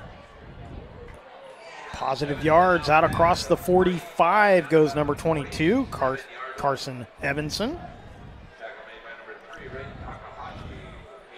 Takahashi with the tackle for Grants Pass. It's going to be 3rd and about 3 for the Titans. They'll go hurry up once again. Oh, and the Cavers jumped.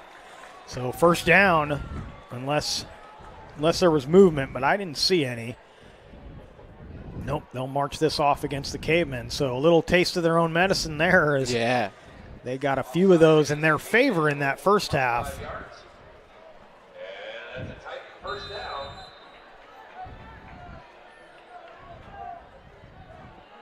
Little option again. Evanson trying to break tackles. He'll take it all the way to the Caveman 41-yard line. Going to be second and about 3.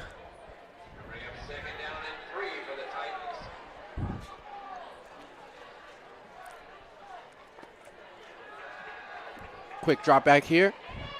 Oh, good move there by the wideout. Breaks another tackle, finally forced out. Caleb Hensley with the catch, but yeah, he's putting the moves on. He looked like you on the basketball court, Cleo. Nice and nimble there, showing some good footwork. He might have a nice Euro step with those kinds of moves. Yeah, take it to the hardwood. Evanson again, not much there. He'll get a couple. Maybe second down and 8 for the Titans. So both these teams having some nice sustained drives. They're just not able to finish the drives every time, but they definitely both have shown the ability to march it up the field.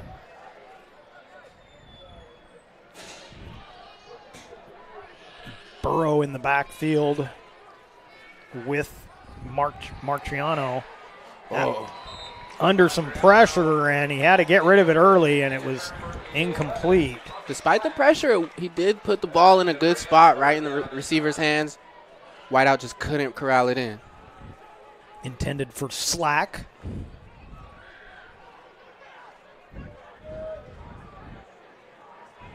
And they're going to re-spot this.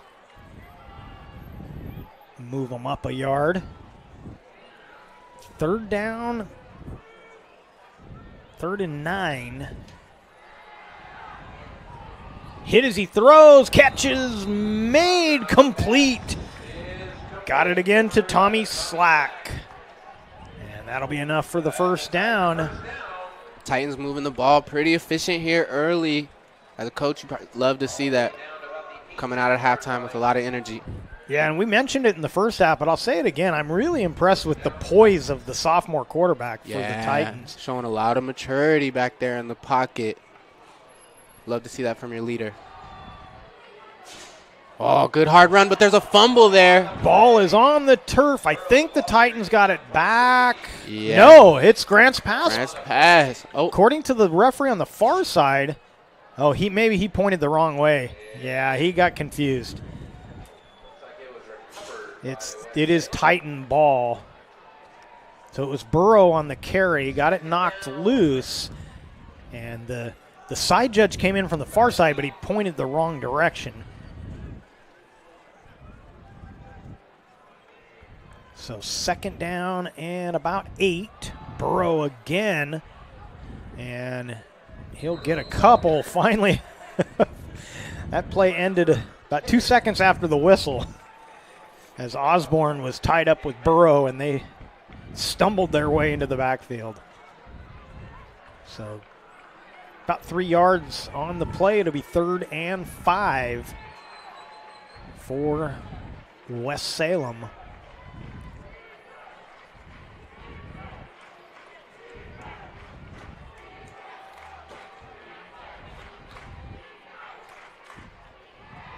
Empty backfield, and he just throws it away. Lucky not to get a grounding on that one, as there were receivers over there, but nowhere near where that ball landed. He just got rid of that to avoid the sack. And it's going to be 4th and 5. And again, it appears that West Salem doesn't have a lot of faith in their kicking game, apparently, because they are going to go for it here. Grant's pass showing blitz. We'll see if they back out of that.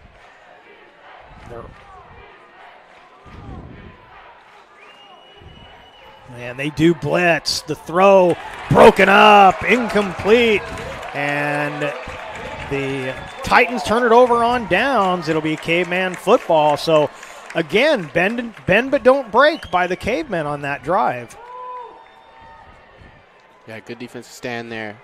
Yeah, the blitz got him under pressure. He had to throw it earlier than he wanted to. And then the defense may have broken that one up even without the rushed throw. So good coverage by the Caveman defense on that. Of course, my partner, Khalil, he's the reason I started broadcasting. My first radio announcing radio sports was we thought a deep run into the playoffs was in the cards for Rogue River basketball that year. It wasn't to be, but still a fun time nonetheless. It was a good time. Loved looking up there and seeing you on the headphones. You and me and Grandpa. Oh yeah. That pass intended for Osborne, and it's incomplete. Be 2nd down and 10 for Grant's pass. Did almost a full 5 years for Rogue River. We didn't cover as many sports over there, but we traveled for all of the sports that we did. So went to a football game at Neocani High School, 6.5-hour drive to the coast. That's Neocani? I haven't heard of that one. Yeah, they're up at Rockaway Beach. Oh, okay.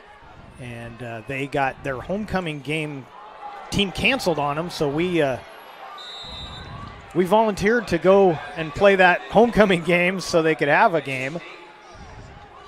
And that pass is incomplete, so trying to go with the vertical game a little bit there. But it's going to be 3rd and 10. Yeah, we'd like to see the quarterback take a shot, though. Keep the defense on their toes. Not become too one-dimensional with those screen passes and outside-inside runs. So they're going to go 4 wideouts, trips to the near side.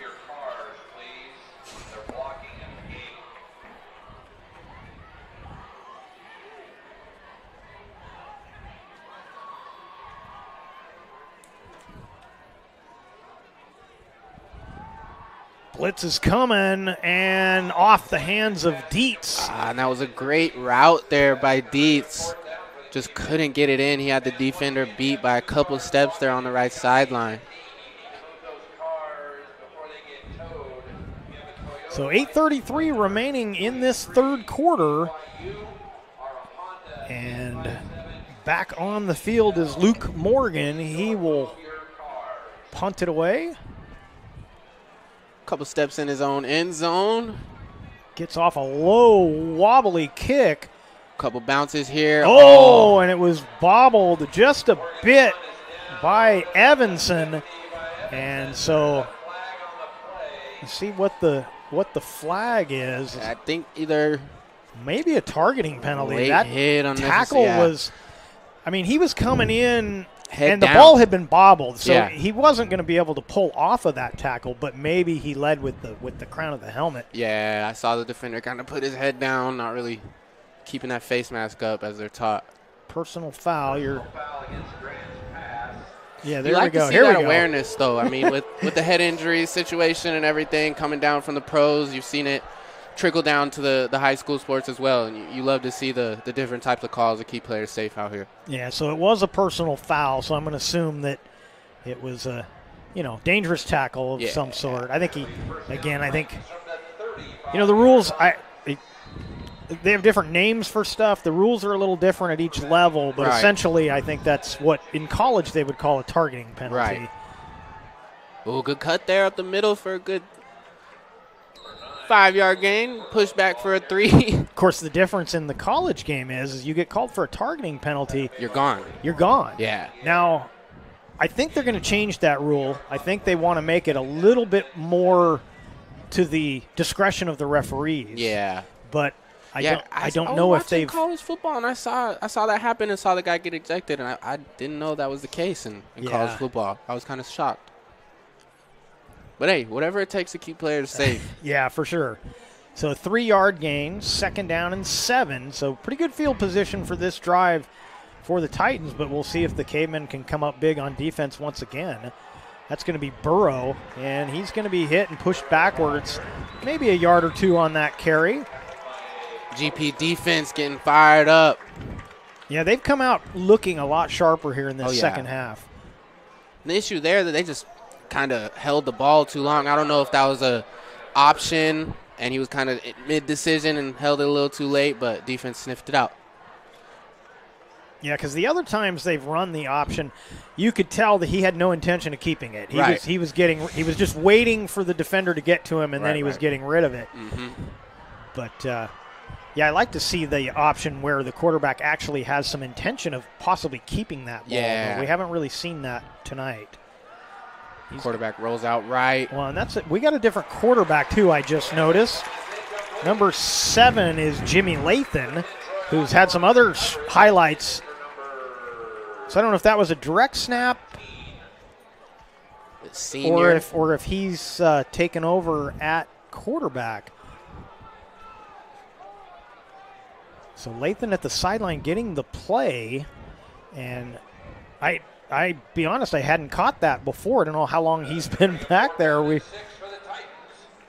So it'll be 4th and 6. Yeah, we're accustomed to seeing number 18 back there. And this is traditionally 4-down territory. But it's all game long. Yeah, it's been Martriano. But now it's Latham. Burrow's with him in the backfield. Or Burrow, no S on that. And a flag comes in kind of late on that. Yeah, going to be a procedure penalty. And that may change the call here, as it's now going to be 4th and 11. See if they decide to punt this away. It's still what I would consider 4-down territory, at least in the high school game. But that 11 yards is a little bigger mountain to climb here. Hefty amount of real estate to make up now. And the way the K-Man defense has been playing, it's not as easy as it felt like it was in that first half. Yeah, the defense has been very stout early here. GP seems to have the momentum for sure.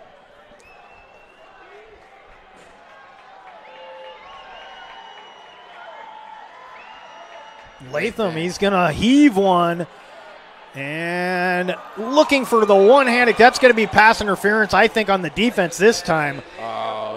As Slack started to curl in for that. He almost made the one-handed catch, but I think they're going to get the defense this time on the pass interference. That's a heartbreaker for the and Grants pass they do. defense. Yeah. So 15 yards will be enough for the first down.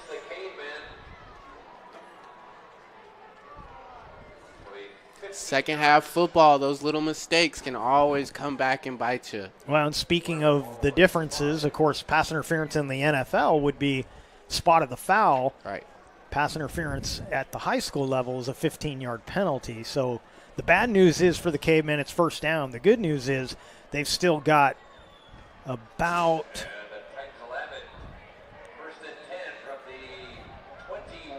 so they're going to put it at the 21. So almost in the red zone there. That pass interference was at about the 1-yard line. Quick handoff inside. Up the middle, I believe that's Burrow again. No, take that back. It's 22. That's Evanson.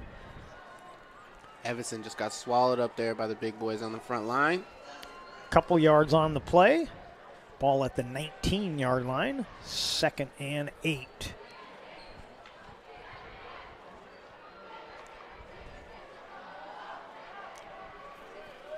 So Evanson in the backfield with Lathan. Lathan, the new quarterback.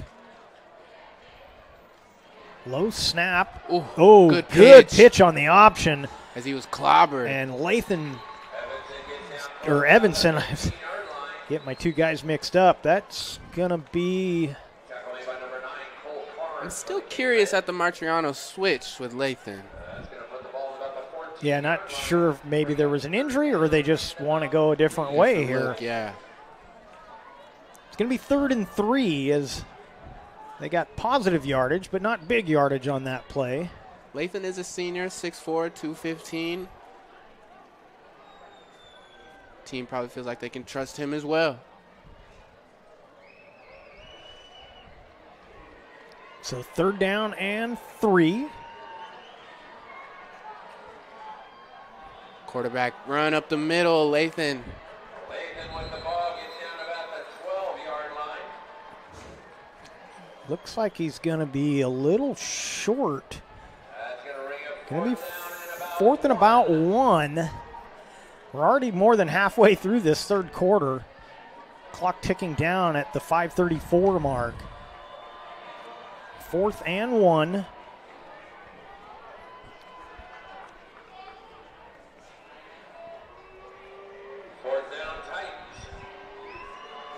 We'll go for it here. Looks like they may run that option again.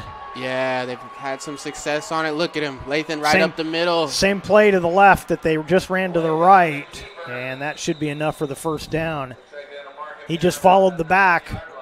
That's the exact same play, just on the other side. I'm thinking they're trying to use Lathan as a little bit more of an option quarterback to get some more activity there out of the quarterback position.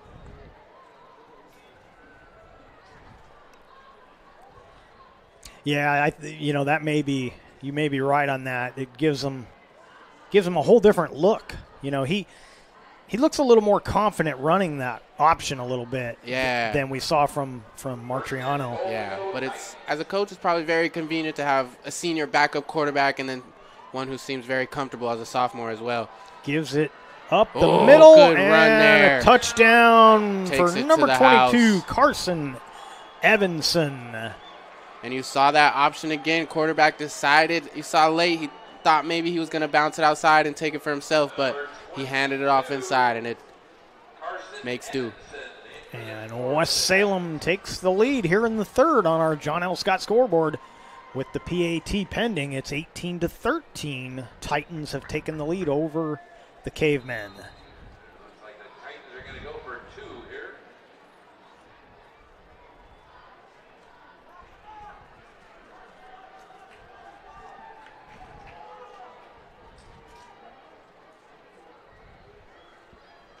Going for 2 once again. Big 2-point conversion here. And he's going to pitch it at the last second, and they still get the stop. So good defense by the Cavers.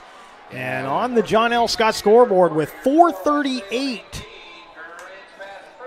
remaining in the third, it's 18 for the Titans, 13 for Grants Pass. Let's take a 30-second break, and we'll be right back.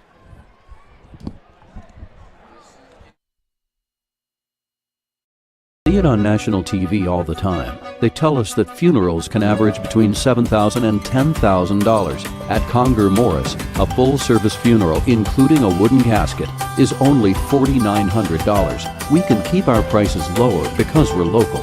In fact, we're the only locally owned, family-run full-service funeral and cremation provider in the Valley. Call us today to schedule an appointment for personalized assistance with our caring staff. Conger Morris will always be there.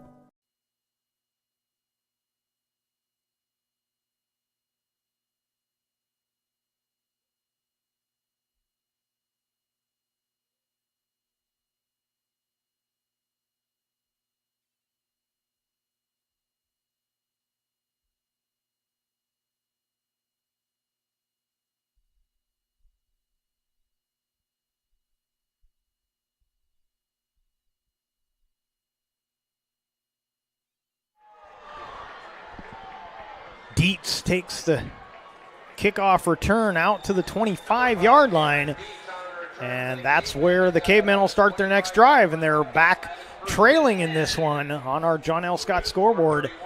Titans 18, Cavemen 13. You're watching the Lithia Superstore game of the night on TableRockSports.net, powered by U.S. Cellular at Siskiyou. 4:31 remaining in the third quarter. Still lots of time left for these two teams to battle it out. Back and forth game. In other action, North Medford and North Salem are tied at 13. South Salem and South Medford it's a 1-point game, 28-27. The Panthers trailing by 1 in that one. Yeah. So a lot of good games on the network tonight. This is one of them. Close games all across the board. You love to see it. Reeves up the middle. Give him almost 2 yards. We'll call it 2nd and 8.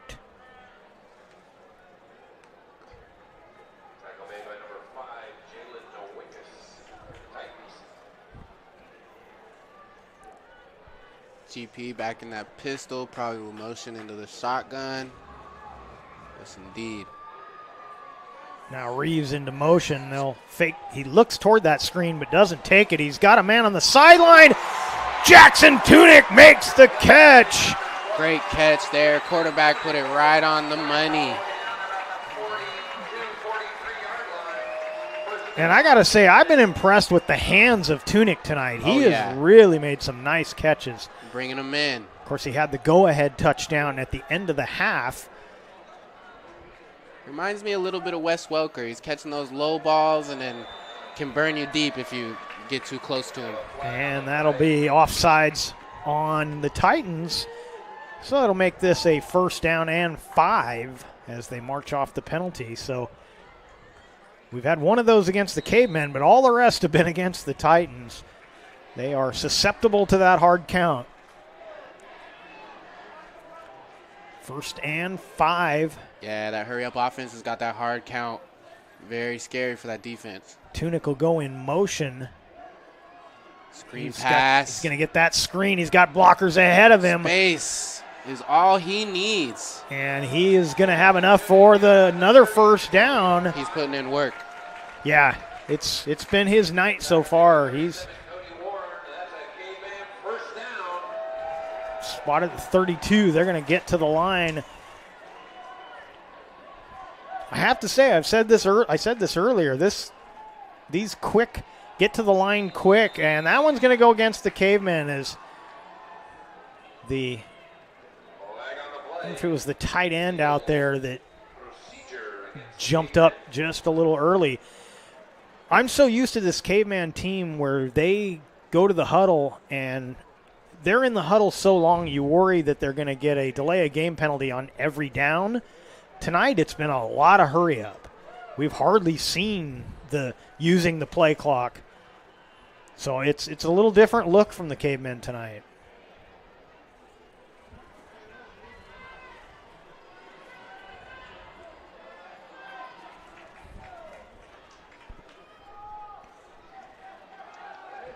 Reeves dancing, looking for some room.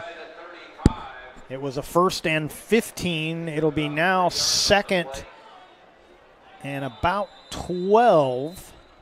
And we've got an injury for the Cavemen. Timeout on the field. On the John L. Scott scoreboard, it's Titans 18, Cavemen 13. Let's take a quick break and be right back. Life, things aren't scripted. If you're an athlete, we need people like you and translate those skills to officiating. You can get a lot out of it. It happens in every town, in every game. We never have a perfect game, but the rewards always outweigh the negativities.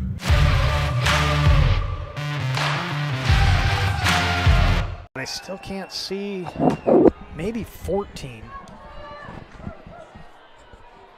2nd down and 12 for the Cavemen. Trying to see who that injury was. Good play action there. Yeah, a little short pass to Osborne. Osborne across the 25-yard line. They'll spot it at the 24. Going to be 3rd and short, about 2 yards to go.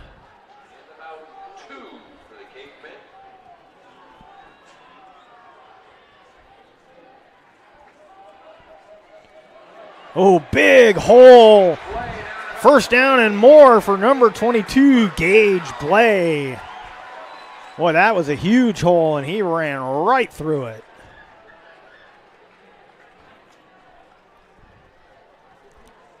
So 1st and 10 from the 16-yard line.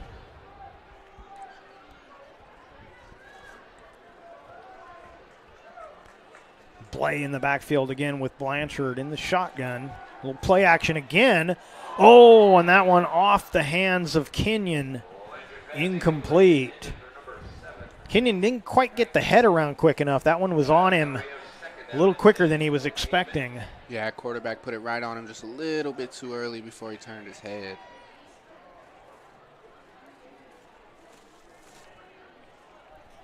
So 2nd down and 10 for the Cavemen, but good back and forth action in this one. Yeah, 2 evenly matched teams here, if I must say.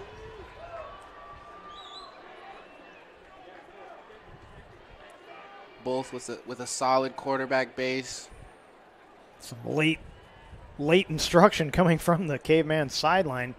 Still plenty of time on the play clock as they. I think they're going to take that one-on-one over there. And are we going to get a timeout called? Or delay? We get delay a game. So we did get the delay a game penalty. So I just talked about it, and I apologize to the Grants Pass fans. I didn't mean to jinx them there, but they've been going hurry up so much. I wasn't expecting to see a delay a game, but looked like coach tried to get maybe a little audible in or switch it up. Yeah, late. something he saw something he didn't like, and I think Tunick might be over there. They might be looking at him for the one-on-one, for the out route in the back of the corner, and he dropped it. He had him. He threw into double coverage. Tunick, they're going to talk about it. He might have had it long enough for the touchdown. No.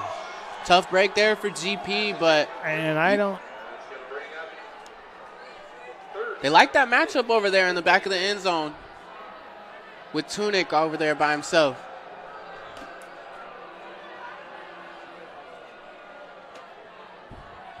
GP crowd not liking that one. Student section. Yeah, I was trying to take a look at the replay, but I really don't think he had it long enough. He was looking for the call, but referees got together, said no, and the ball's just a little screened out of the shot, so it's hard to tell, but I'd have to say I think the refs got that one right.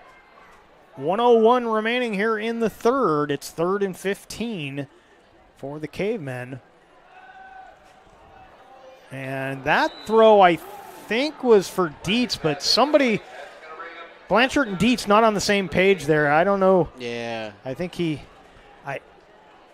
I won't say whose fault it was, but Blanchard thinks Dietz ran the wrong route. Yeah. And Dietz thinks Blanchard threw the balls behind him. So it's going to be 4th down, and I'm a little surprised we're not going to see Leach. You still got a whole quarter left in this one, and now they're going to take a timeout and talk about it. With 57 seconds remaining in the third, it's a 5-point game on our John L. Scott scoreboard. And let's take a 30-second break. We will be right back. See it on national TV all the time. They tell us that funerals can average between $7,000 and $10,000. At Conger Morris, a full-service funeral, including a wooden casket, is only $4,900. We can keep our prices lower because we're local. In fact, we're the only locally owned, family-run full-service funeral and cremation provider in the Valley.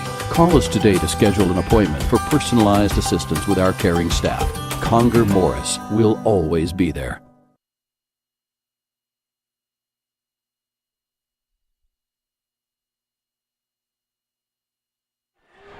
Welcome back to Grants Pass High School, and a big 4th down play here for the Cavemen. They're going to go for it on 4th and 15. Man in motion. Quarterback rolls Blanchard out to the right. Rolls right, throws to the middle. Good ball. Dietz catches for the touchdown. So Aiden Dietz with the Caveman touchdown. And the Cavemen go back on top with the PAT coming up. And I think it's fitting that Aiden Dietz catches that touchdown because his sister's going to be out there between quarters if she kicks an extra point, her row wins pizza. If she misses it, the student section gets pizza. They're counting on her. So the student section's rooting for her to miss it. The rest of the stadium's rooting for her to make it. What scenario do we get pizza? Yeah, I'm sitting in her row. I'm pretty sure. I'm in the row. Well, I'll take the student section. Whichever one. We're gonna identify as whichever one wins. Yes, that's who we're gonna be. So they're gonna go for 2 Blanchard looking to drop. throws at the last second. There it is. Yes. 2-point conversion to Jackson Tunick. That was great. Great composure there. He kept his eyes up the whole time. He had a man wide open off to the right of the end zone, but was able to see him in the middle. Yeah, he thought about trying to run it in, and the hole closed on him. Yeah. And that last-second throw. As soon as he got hit, perfect timing there on the throw. Gets him the 2-point conversion. We're going to keep it. Well, there's still 51 seconds, so of course we're going to keep it here because we're too late to run a spot. So 51 seconds remaining in the third. And matter of fact, let's just see if we can take a look at that last touchdown for the Cavers. Let's take a look at that really quick here. Here was that last touchdown. Blanchard rolled right, looked left, went to the middle of the field, and that touchdown. So it's going to be Evanson and Senados deep for the Titans as Leach will kick it off for the Cavemen. On our John L. Scott scoreboard, they've retaken the lead, 21-18. And that kick will be, goes out of bounds just shy of the end zone. So they'll either take it at the 35 or they'll make them re-kick it. Let's see what they're going to do.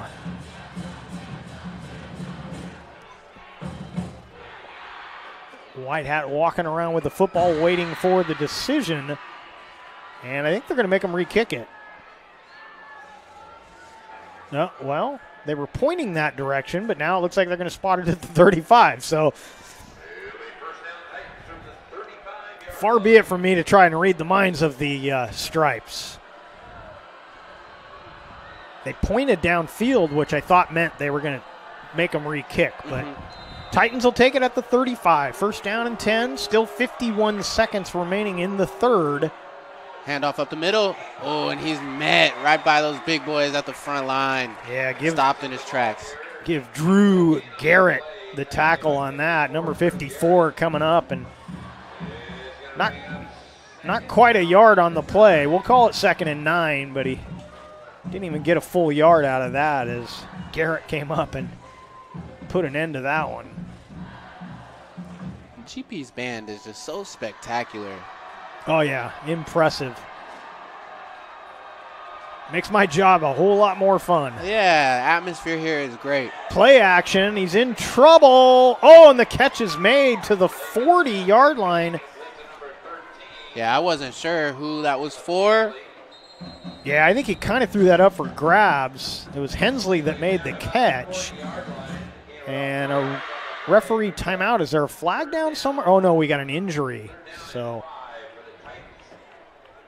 And, new quarterback, but same poise. Boy, he really stood in there and finally got rid of it before he could be sacked. Made a good decision to get it over to the open man. It's like number 19, Lee Horton the fourth. Injured on the play. He's up to his feet, so hopefully he'll be all right. Best wishes to the junior here. Seems like he's having a little trouble with that right ankle, maybe. Turned it. Tickets are on sale now for the Medford Sports Hall of Fame induction banquet. October 22nd at the Rogue Valley Country Club. Social hour at 5. Dinner and awards begin at 6. Go to medfordparksfoundation.org and click the events tab. And that's going to be the end of the third quarter. But don't go anywhere. We head to the fourth, but we're going to keep it right here because I believe, and I should have written her name down, but I believe this is Aiden Dietz's sister. If she makes this, her row gets pizza, but instead the student section gets pizza. So the student section is happy. They're cheering because she missed the extra point. I'll take pepperoni with mushrooms. cheesy crust. I identify as a Grants Pass High School student. Please send my pizza up. I can pass. Fans, it's time to get back in the game. As an official, there's a critical need in all sports right now. Go to osaa.org and click on the blue Become an Official button to learn more. We hope to see you back on the court or the field soon. And I know some of these ads, they just kind of go past you, but there really is a critical need for officials. The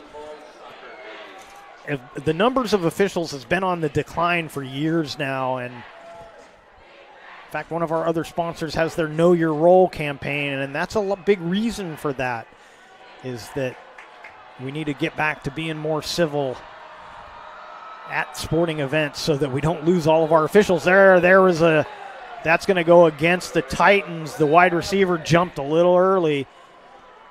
And, of course, Malachi Kenyon was down there making sure they saw it. He was pointing.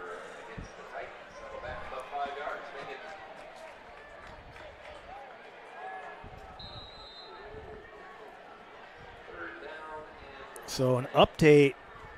South Medford's now up 41-28. North Medford's up 27-13. So little changes in all the games. And, of course, Grants Pass has taken the lead here.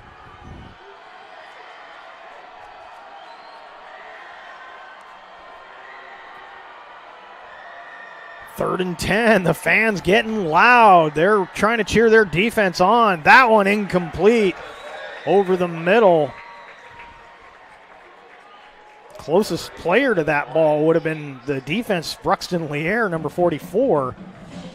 And so the Cavemen defense has been the story in this second half. They struggled at times in the first half, giving up some big plays, but they have been solid here in the second half.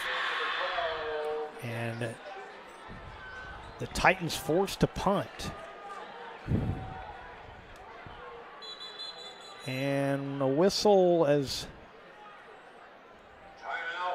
West Salem forced to take a timeout as they got a player coming out late. And we'll take a quick timeout with them. You're watching the Lithia Superstore Game of the Night on TableRockSports.net, powered by U.S. Cellular at Siskiyou. And on the John L. Scott scoreboard, it's West Salem 18, Grants Pass 21. Life, things aren't scripted. If you're an athlete, we need people like you and translate those skills to officiating. You can get a lot out of it. It happens in every town, in every game. We never have a perfect game, but the rewards always outweigh the negativities.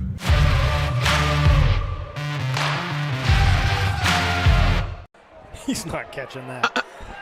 High, very short kick on the punt. Takes a little bit of a West Salem roll. No one really knew where that one was. You saw the players cover their heads. Yeah, that one was skied. He may have hit a bird with that one. So good field position for Grants Pass. They'll start at their own 43-yard line. And they'll be looking for another good drive here. Only 16 seconds have gone off the clock here in the fourth. Still lots of time left in this one, but Grants Pass happy to be back on offense again.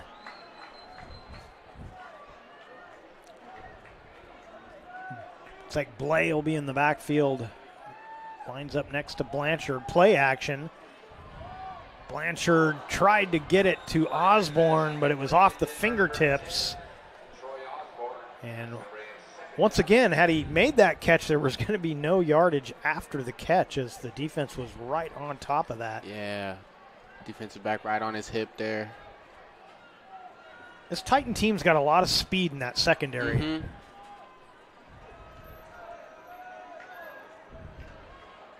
Shotgun formation here. 2nd and 10, and they got him to jump again, and Yeah, that's a handful of times that the GP offense has been able to draw them off sides like that. Yeah, and the teammates getting together. He's imploring his teammate, please don't do that anymore. Yeah. 2nd and 5. Too many of those tonight. I think they'll probably try another hard count here to try and draw some movement.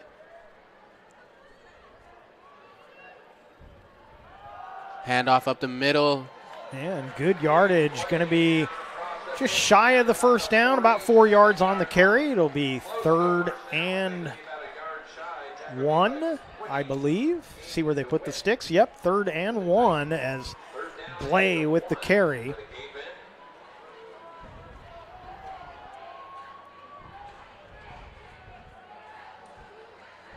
Quick handoff to the right. And a good block from Tunic. Gets him the edge, and he takes it all the way down near the 25. They'll spot this at about the 20. Well, actually, they had him out a lot sooner than I thought. They're going to put him at the 29-yard line, but it will be a first down. Like you said, Tunic with a great block there. He made that possible. Yeah, Tunic was the lone receiver on that side, and he set the edge for Blay. Tunic out wide solo again.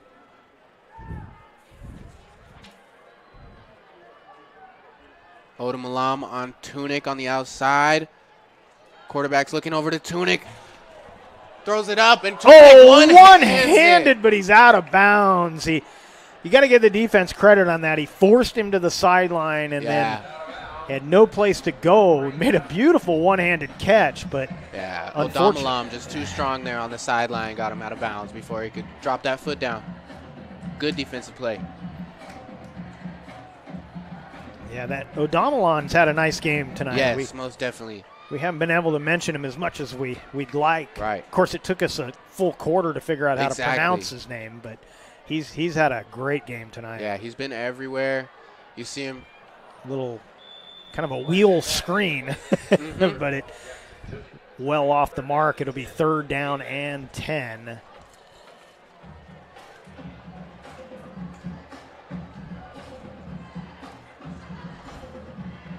.10:32 remaining in this 4th quarter. Looks like GP gonna go back to this pistol, into the shotgun.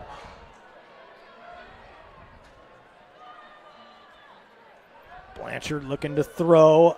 Oh, and tough throw. Tunic, yeah, he thought Tunic was going to continue down that sideline. Tunic turned, and the ball sailed over his head.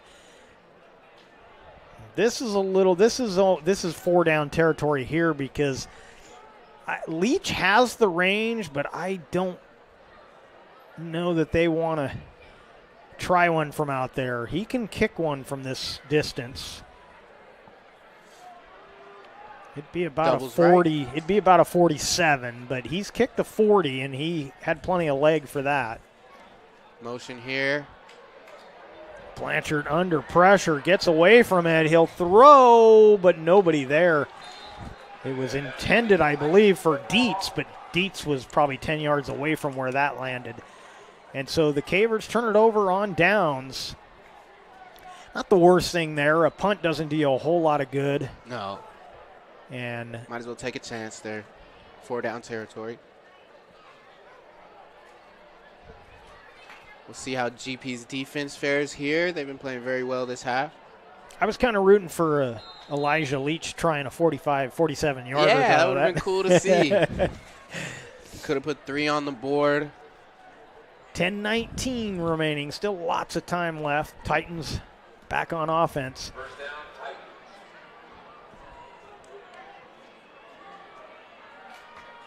Handoff up the middle. Another new quarterback on that play. Big as hit a there. Big hit is put on. This is Cole Hansen now, number 3. So 3rd quarterback for West Salem. Have no idea why. We don't know much about this West Salem team. to tell you if this is something they have done before or if this is something new for tonight. So another sophomore. Went Very sophomore, deep at the senior, quarterback position, it seems like, though. Sophomore again. Play action. Good ball there. And that's almost intercepted, and then the catch is made. Kenyon is frustrated because he not only didn't come up with the interception, but the catch was made. Going to be third and, let's say, a long 2, so about 8 yards.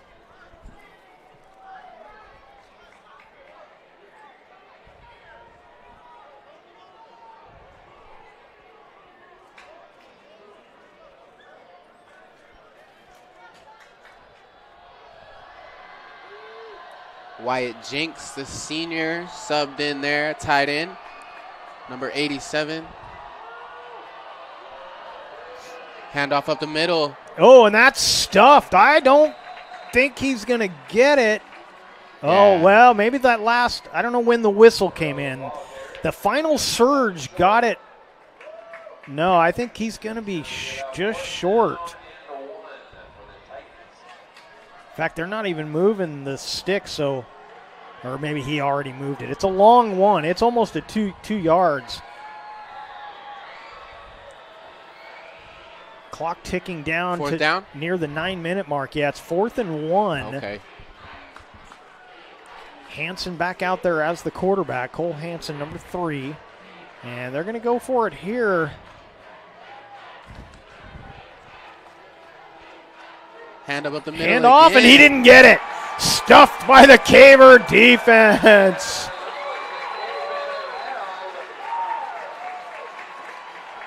And that Caveman defensive line is showing out today. Yeah, shout out to Jarvis Parker on that. He was one of the big guys blocking up that hole. Mm-hmm. And the Titans turn it over on downs and give the Cavemen good field position.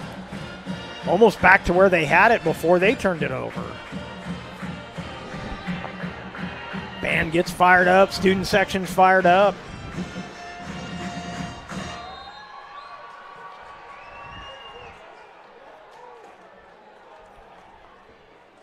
Boy, we got a good one here.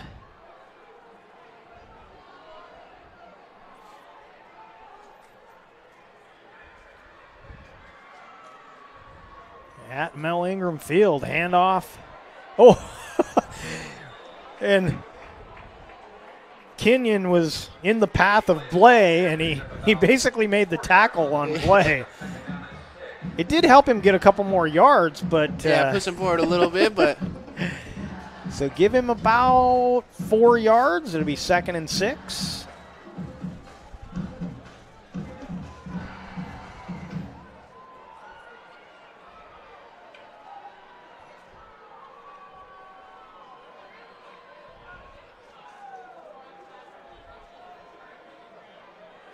More positive yardage as they give it again to Blay.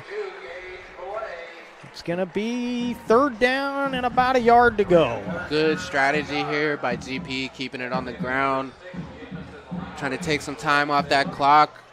The run game looking like the first quarter run game again. Yeah, it is, and we haven't seen Trevor Reeves. I don't know if he was the one shaken up earlier when we couldn't see who it was, or maybe they're just holding him a little longer because there's still 7.5 minutes to go. And, I mean, you can't argue with what Gage Blay's been doing. He's looked good out there. Takes the pitch this time. And that should be enough for the first down, and it will be.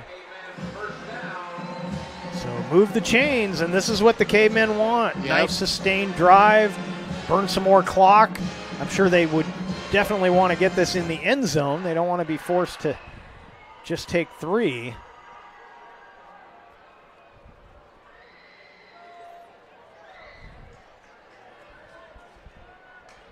First and 10 at the 25-yard line.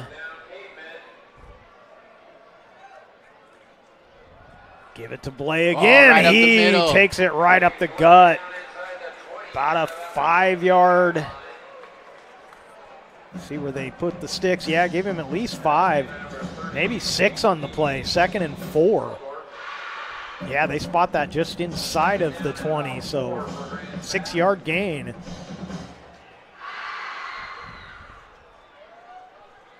Got to be nice for the Caveman coaching staff. You can take the senior out, you can put the junior in and get very similar results. He'll take it again, another couple of yards on that play. Should be 3rd and short.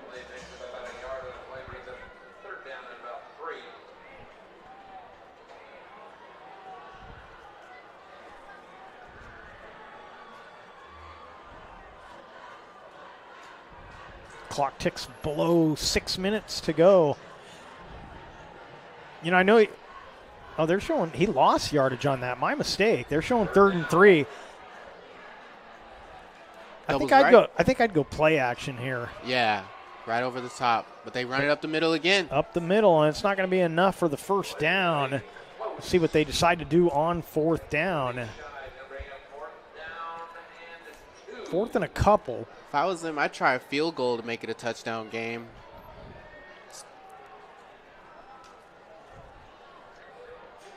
But it looks like they will keep the O out there. Yep, they're going to go for it here. 4th and 2. Big 4th down here. Pivotal play. And they're going to take a timeout and talk about it. Got to confer. So Grants Pass takes the timeout. We'll take it with them on the John L. Scott scoreboard. It's Grants Pass 21, West Salem 18, and we will be right back. See it on national TV all the time. They tell us that funerals can average between $7,000 and $10,000. At Conger Morris, a full-service funeral, including a wooden casket, is only $4,900. We can keep our prices lower because we're local. In fact, we're the only locally owned, family-run, full-service funeral and cremation provider in the Valley. Call us today to schedule an appointment for personalized assistance with our caring staff. Conger Morris, we'll always be there.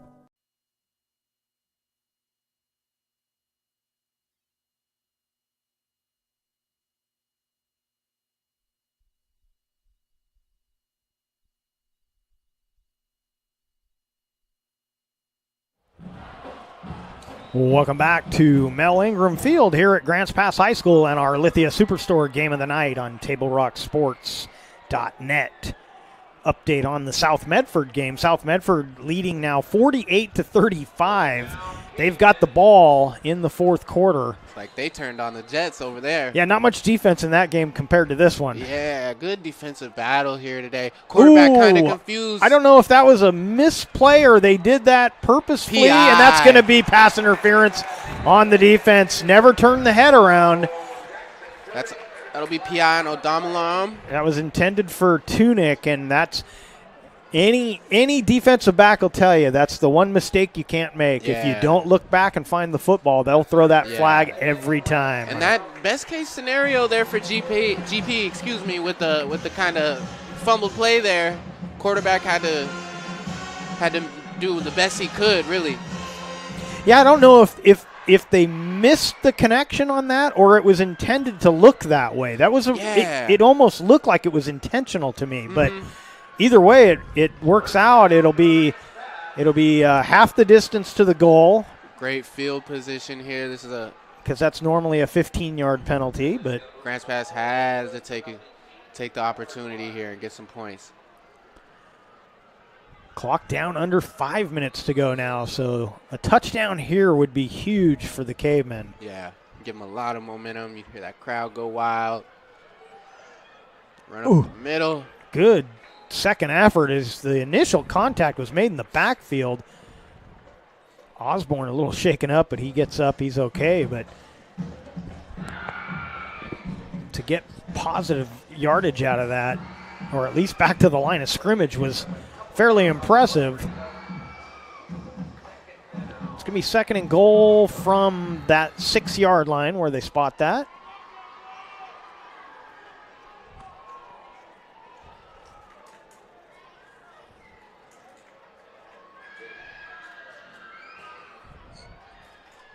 Osborne slides to the left side.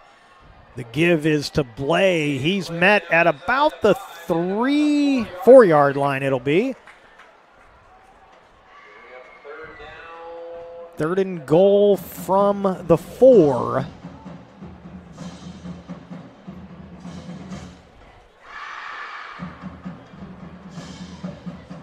And I would imagine this is going to be 4 down no matter what. If they don't score here, I don't even think they'll think about sending out the kicking team. Right.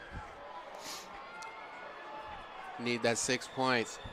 And we're going to get a timeout taken by the Titans.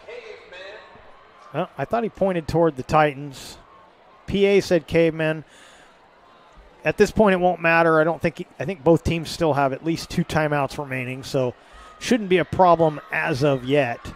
3:39 remaining on the John L. Scott scoreboard. It's Titans 18, Cavemen 21. And we'll keep it right here. We want to thank our sponsors for powering our live high school athletic streams, including our title sponsor, Lithia Superstore Jeep Dodge Chrysler. Visit lithiasuperstore.com to find your next ride. Also thanks to our presenting sponsor, Siskiyou Cellular of Southern Oregon, with 7 locations to serve you. And you see Caden Martriano, the starting quarterback over there with some ice on his forearm, it looks like. So I could probably conclude why they're shuffling quarterbacks in and out. Probably was an injury, but then we don't know why they switched out from Lathan to Hansen. But that's a good spot. Rolls out right, looking for that back of the end zone, and it's a score. Jackson Tunick once again. And I don't see any laundry, and the touchdown is good. Tunick with another big play. Personally, I would have to give him the MVP. As well, it'd be hard to argue with that. Right. He's been all over the place, blocking, making the He's even holding for the PATs. Look at him. He's doing Jack everything. of all trades. Kick is up, and it's blocked. So no good on the PAT.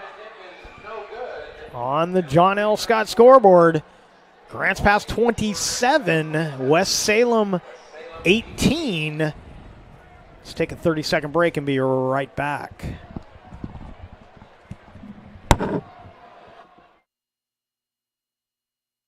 Life, things aren't scripted. If you're an athlete, we need people like you and translate those skills to officiating. You can get a lot out of it. It happens in every town, in every game. We never have a perfect game, but the rewards always outweigh the negativities.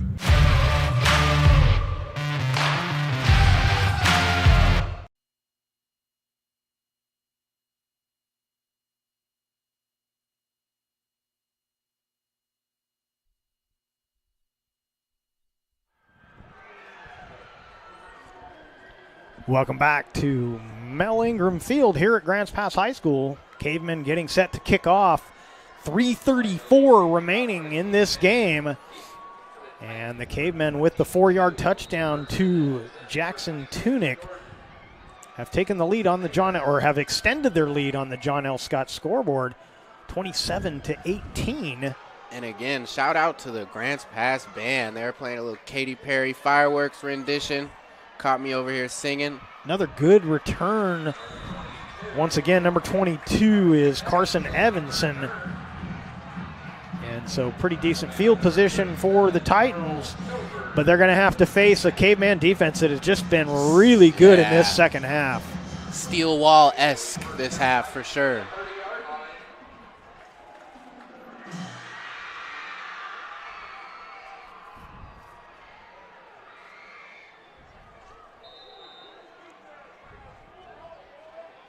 Front four of Lier and Garrett. 58 is Johnston. 77 is Parker.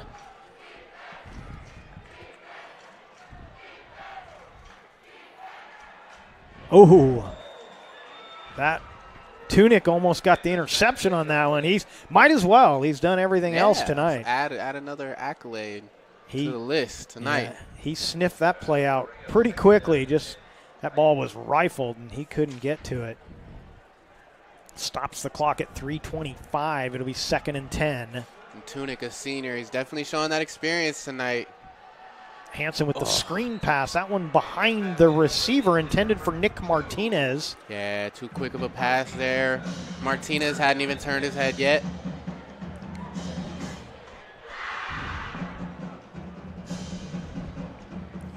So 3rd down and 10. Tough position for West Salem, because if you don't get the first down, not a lot of time left. You're almost forced to go for it, but this deep in your own territory, it's not an easy decision to make. Yeah, and they got to have a little urgency here. Not a lot of time left, so I would go with a deep ball as they're doing right now. Yeah, but that one came out wobbly, overthrown. And I think we'll see some more of those here, Jeff. Yeah, tried to get it to Tommy Slack. It looks like they're going to send out the punt team, so still 3:17 remaining, and if my estimation of who called the timeouts is right, they should still have a couple of them left, but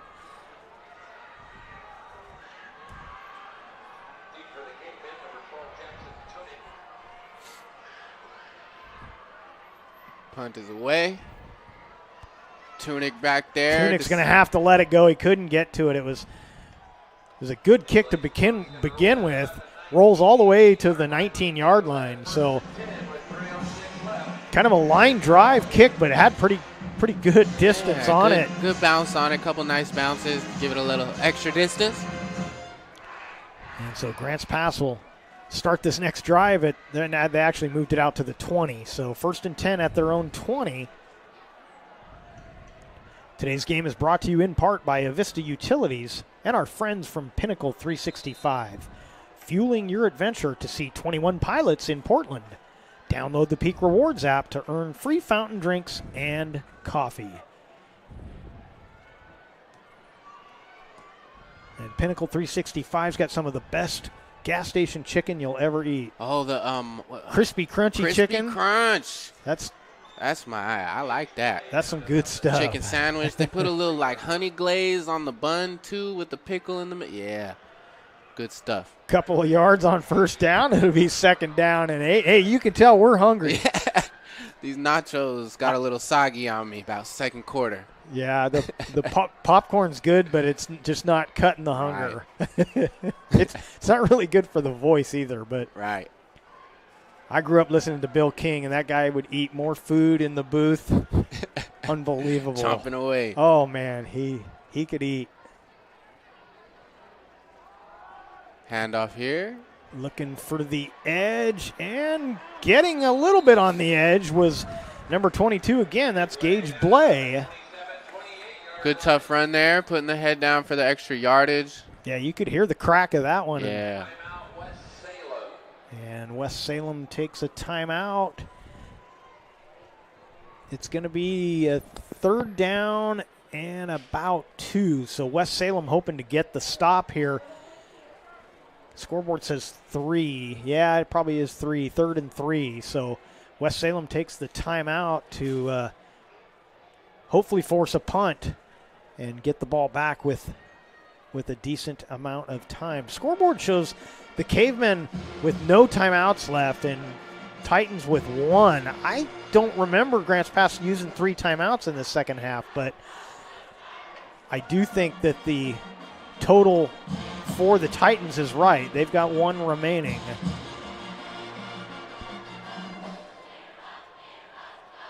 Table Rock Sports would like to thank our regional sponsors, including Sherm's Thunderbird and Food for Less, John L. Scott Real Estate and Travel Medford, and the Southern Oregon Sports Commission, all great partners in keeping high school athletics streaming for you. 3rd down and 3, under center this time, and they jump. Oh, got him again. That's about the 6th time that hard count has got that defensive line to jump. And at this point, that's something you can say that has affected the score in this game, most definitely. Yeah. Well, that's a huge play there because now the Cavemen got another set of downs to work with. Yep. They burned that timeout hoping to still have at least 2 minutes to run their offense. And now they've given new life to the Double Cavemen. left. Single back. And about a yard, maybe 2 on the play. Cavemen just have to sustain this here, not make any mistakes. Just a reminder, do not go out onto the field until after the teams have shaken hands and have moved off. Yeah, and I got to give a little credit to 88, Carmelo Brown. He's doing a pretty good job of keeping his cool, but he's been very frustrated by those penalties for the Titans. End, yes. Yeah, he seems to be the leader for sure. Yeah, he's been frustrated, but he's definitely kept his cool. And yeah, Carmelo Brown, the junior, got another year left here. Another good run up the middle. Once again for Gage Blay. It's going to bring up a 3rd down and about 5 to go. Clock down, ticking down near a minute. We're at 1:05.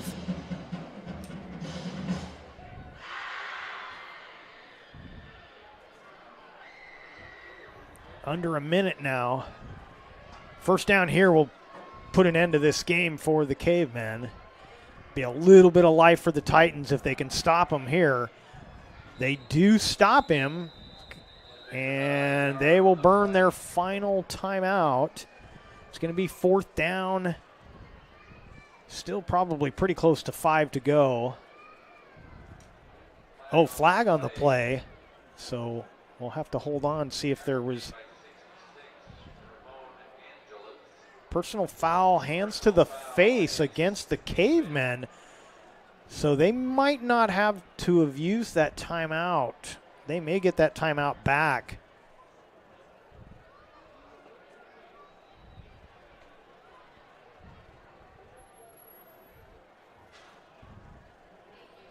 I'm going to do a little housekeeping. If it comes up on the screen, don't worry about it. If it doesn't, we're going to add. I'm going to give the Titans that timeout back because I got a feeling that. Oh, so they declined the penalty so that they don't replay the downs. The downs are more important to the Titans than the penalty, the yardage. So they declined the penalty. It will be 4th down and 5. No gain on the play.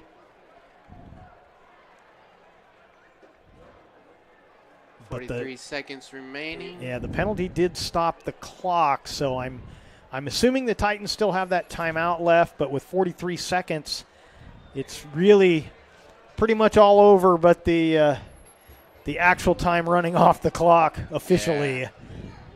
But nonetheless, great effort by both teams here. Oh, and more flags. They were going to punt that. They were going to quick kick it.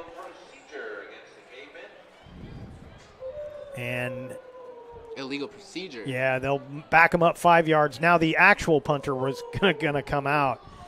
So Blanchard was going to quick kick that. Kind of unusual on a 4th down play to see a quick kick, but not unheard of. But now I'm assuming that's going to be Morgan out there to punt it away. The snap is over his head. He needs to get rid of this. Do not take the safety. He gets it out, and he's cut down at the 10. So fabulous field position for the Titans. They're not quite out of this yet. Nice recovery. 33 seconds remaining in this game. So down by 9. There's just a little bit of life left here. If they get a quick score, an onside kick, you never know. You never know. We've seen crazier things. I saw a college basketball game one time where a team came back 12 points down in under 40 seconds. Yep. Tracy McGrady scored 11 points in 7 seconds one year. Yes, he did.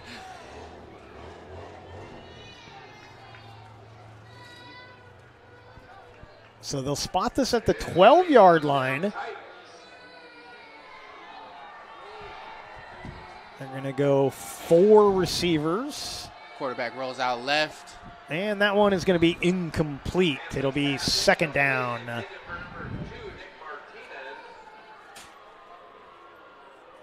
Try to get that to Martinez.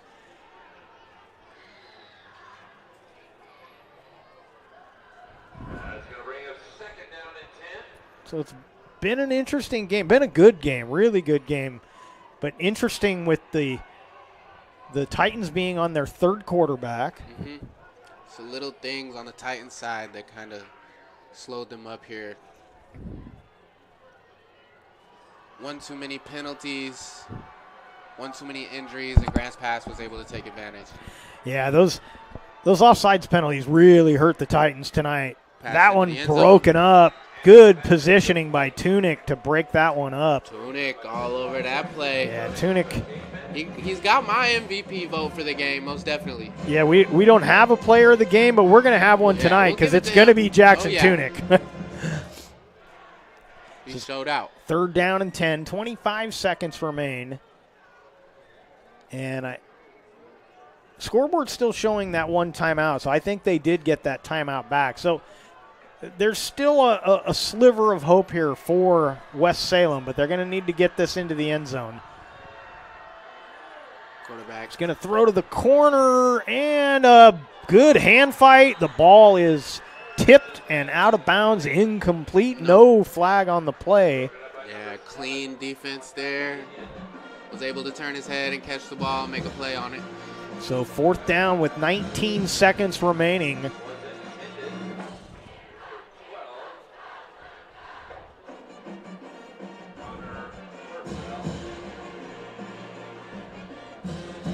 So we got a final North Medford with the victory tonight. 27-13 was the final in that one. We'll go over all the other games going on tonight during the post game. And I spoke to the quarterback for North Medford when I was doing the volleyball game there last night. I told him I needed 3 touchdowns, 100 rushing yards, and no interceptions. Another one up for grabs, and the catch is made. Touchdown. Touchdown Titans. Connor Ordle, we hadn't heard his name since that first half, but he comes up with the touchdown catch. And that makes it a 3-point game. They're going to kick an extra point. We haven't seen them even attempt one. Or no, they missed the first one tonight. We haven't seen them attempt another one since. A little confusion there, looking to the sideline. So Ortel caught the touchdown. He's also going to try the extra point once again. Defense coming to try and block this one. This one is up, and it is good. So good kick. Put another point on the board. 13 seconds to go. A field goal wins the game, but still got to do a lot between now and a potential field goal. So 13 seconds remain. We will keep it right here. This could get critical here in the last 13 seconds. Well, we know we're going to see an onside kick. There's no doubt about that.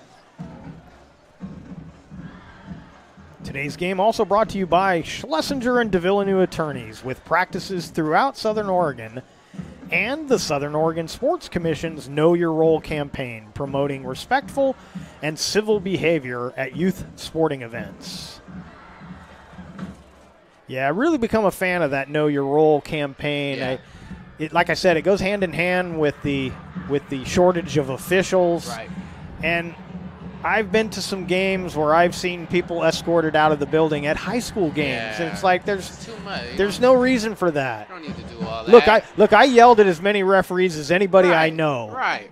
But there's a line that you don't cross. Exactly. And then when you're a fan, there's no line. You just don't. You just keep it to yourself. Exactly. Let the coaches take care of it. Exactly. Sometimes parents let those emotions get the best of them. But, hey, sports will bring that out of you. Yeah, I would never mention any names, but I saw one parent removed twice from games. My grandma? I'm not going to say, Was no, it it wasn't your at the high grandma. school games? And a whistle, that one's not going to count. We're going to do it again. Flag down on the play. No, it wasn't grandma. Okay. There's been a couple times. Could have been one of the coaches' wives at one point, but I won't say which coach that was. We'll keep that under wraps.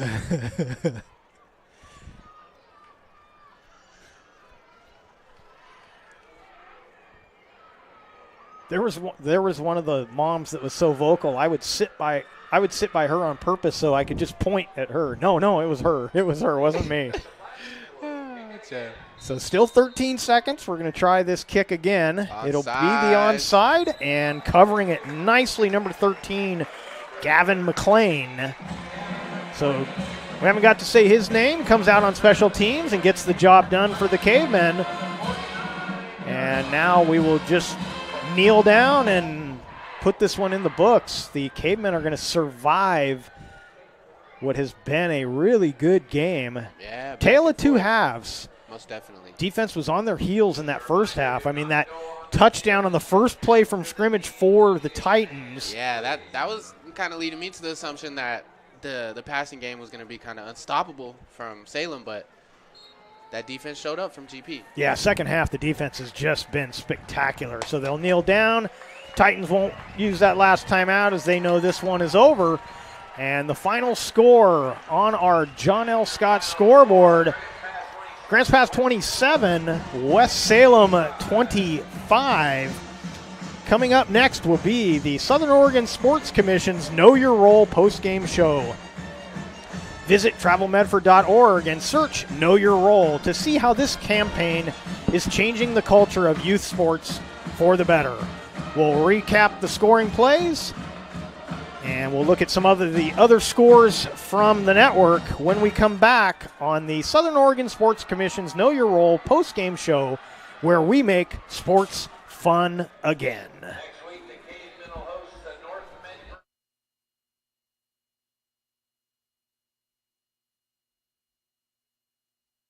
You find information about paying for medical treatment after a car crash?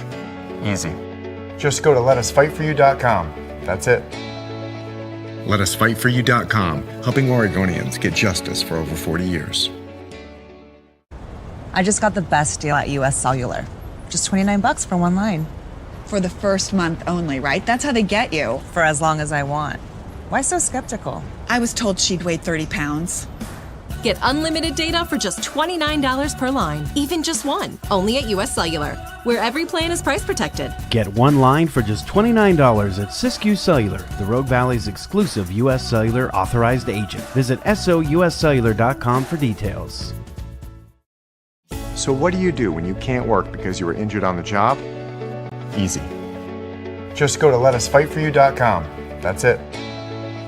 Letusfightforyou.com, helping Oregonians get justice for over 40 years.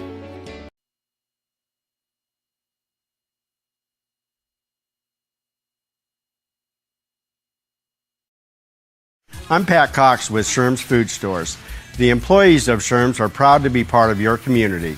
We have thousands of customers in our stores every day, and our checkers know a lot of them on a first name basis. They tend to enjoy what they do and they love it, so it reflects in how they treat the customer. If you live anywhere in Southern Oregon, there's a Sherm's store near you. We hope to see you soon. If you shop with us, you will save money. Fuel up for your race day adventures with Pinnacle 365. Hit for your early morning caffeine fix to help you get off to a good start and be rewarded with free motivation. Stay hydrated as you ride into Turn 2. And if fountain drinks are your thing, get your 6th free. Add Crunch to your lunch as you head into Turn 3. Fuel up for the remainder of the race with your Peak Rewards app and save at least 16 cents a gallon. Your daily journey to the winner's circle starts at Pinnacle 365. Welcome back to Grants Pass High School, Mel Ingram Field, where the celebration goes on. It was a successful homecoming for the Grants Pass Cavemen as they edge the West Salem Titans 27-25 on our John L. Scott scoreboard. This is your Know Your Role post-game show, and instead of the traditional recap of the scoring, let's just take a look at the replays of those last two scoring plays. Yeah. So let's take a look at the first one here. As Kenyon goes in motion, and the throw back to the middle, and the touchdown catch. That was Dietz, and then his sister went out and missed the extra point, and pizza. So the student section got pizza instead of us. I don't know how that works, but yeah, I was really impressed by I'm gonna have a word with her after this. Make that next time. But no, I was really impressed with the receiving core of Grants Pass. They had a lot of players kind of show up and make big plays on both sides of the ball. You saw a bunch of the receivers doubling as defensive backs and whatnot. It was a great performance by that wideout core, in my opinion. Yeah, definitely so. And I think there was better speed on the other side of the ball. I think the Titans secondary and their wide receivers had better speed than Grants Pass, but Grants Pass made it up with good execution. That short passing game was just they made it count. Really, every opportunity they kind of took advantage of, where you saw Salem kind of flutter out at the end of that second half, or the end of that first half, and in the beginning of the third quarter there, and GP just took advantage of every chance they got. And here was the final touchdown for the Cavemen. 4 yards out. Jackson Tunick in the corner. Great ball there. Got good separation from the defender, made the easy catch, and that put it away for the Cavemen. There was a late score for the Titans. I unfortunately don't have that replay, but it didn't matter as the Cavemen held on for the 27-25 victory. So Grants Pass wins tonight. North Medford also winning 27-13. I'm guessing, I don't have it up in front of me. South, I'm going to guess, went on to win, but we got you right here. Let's bring up the network and see if we can see if any of those games are still going on right now. And nope, looks like we're the last one to finish up. All the other games are finals, so you can get those scores. Well, and go back and watch those games. There were some good games tonight. I'm gonna slate of games. On a high school Friday night. Gonna go home and watch a little more football myself. I think there were some really good games tonight, right here on TableRockSports.net. So let's wrap this one up from Grants Pass High School. We'd like to thank you for watching tonight's broadcast. We'd like to thank Clay Ronceville, the athletic director for Grants Pass High School, for hosting the Lithia Superstore Game of the Night on TableRockSports.net. Special thanks to head coaches Sean Stanley for West Salem and Brad Page for Grants Pass. Next Table Rock Sports production will be tomorrow. Soccer action right here from Mel Ingram Field, 1 o'clock. And once again, our final score, Grants Pass 27, West Salem 25. This has been a special presentation of Table Rock Sports. Our executive producer is Joe Brett. With Khalil Campbell, I'm Jeff Smith saying thanks for watching and good night from Grants Pass High School here in Grants Pass, Oregon.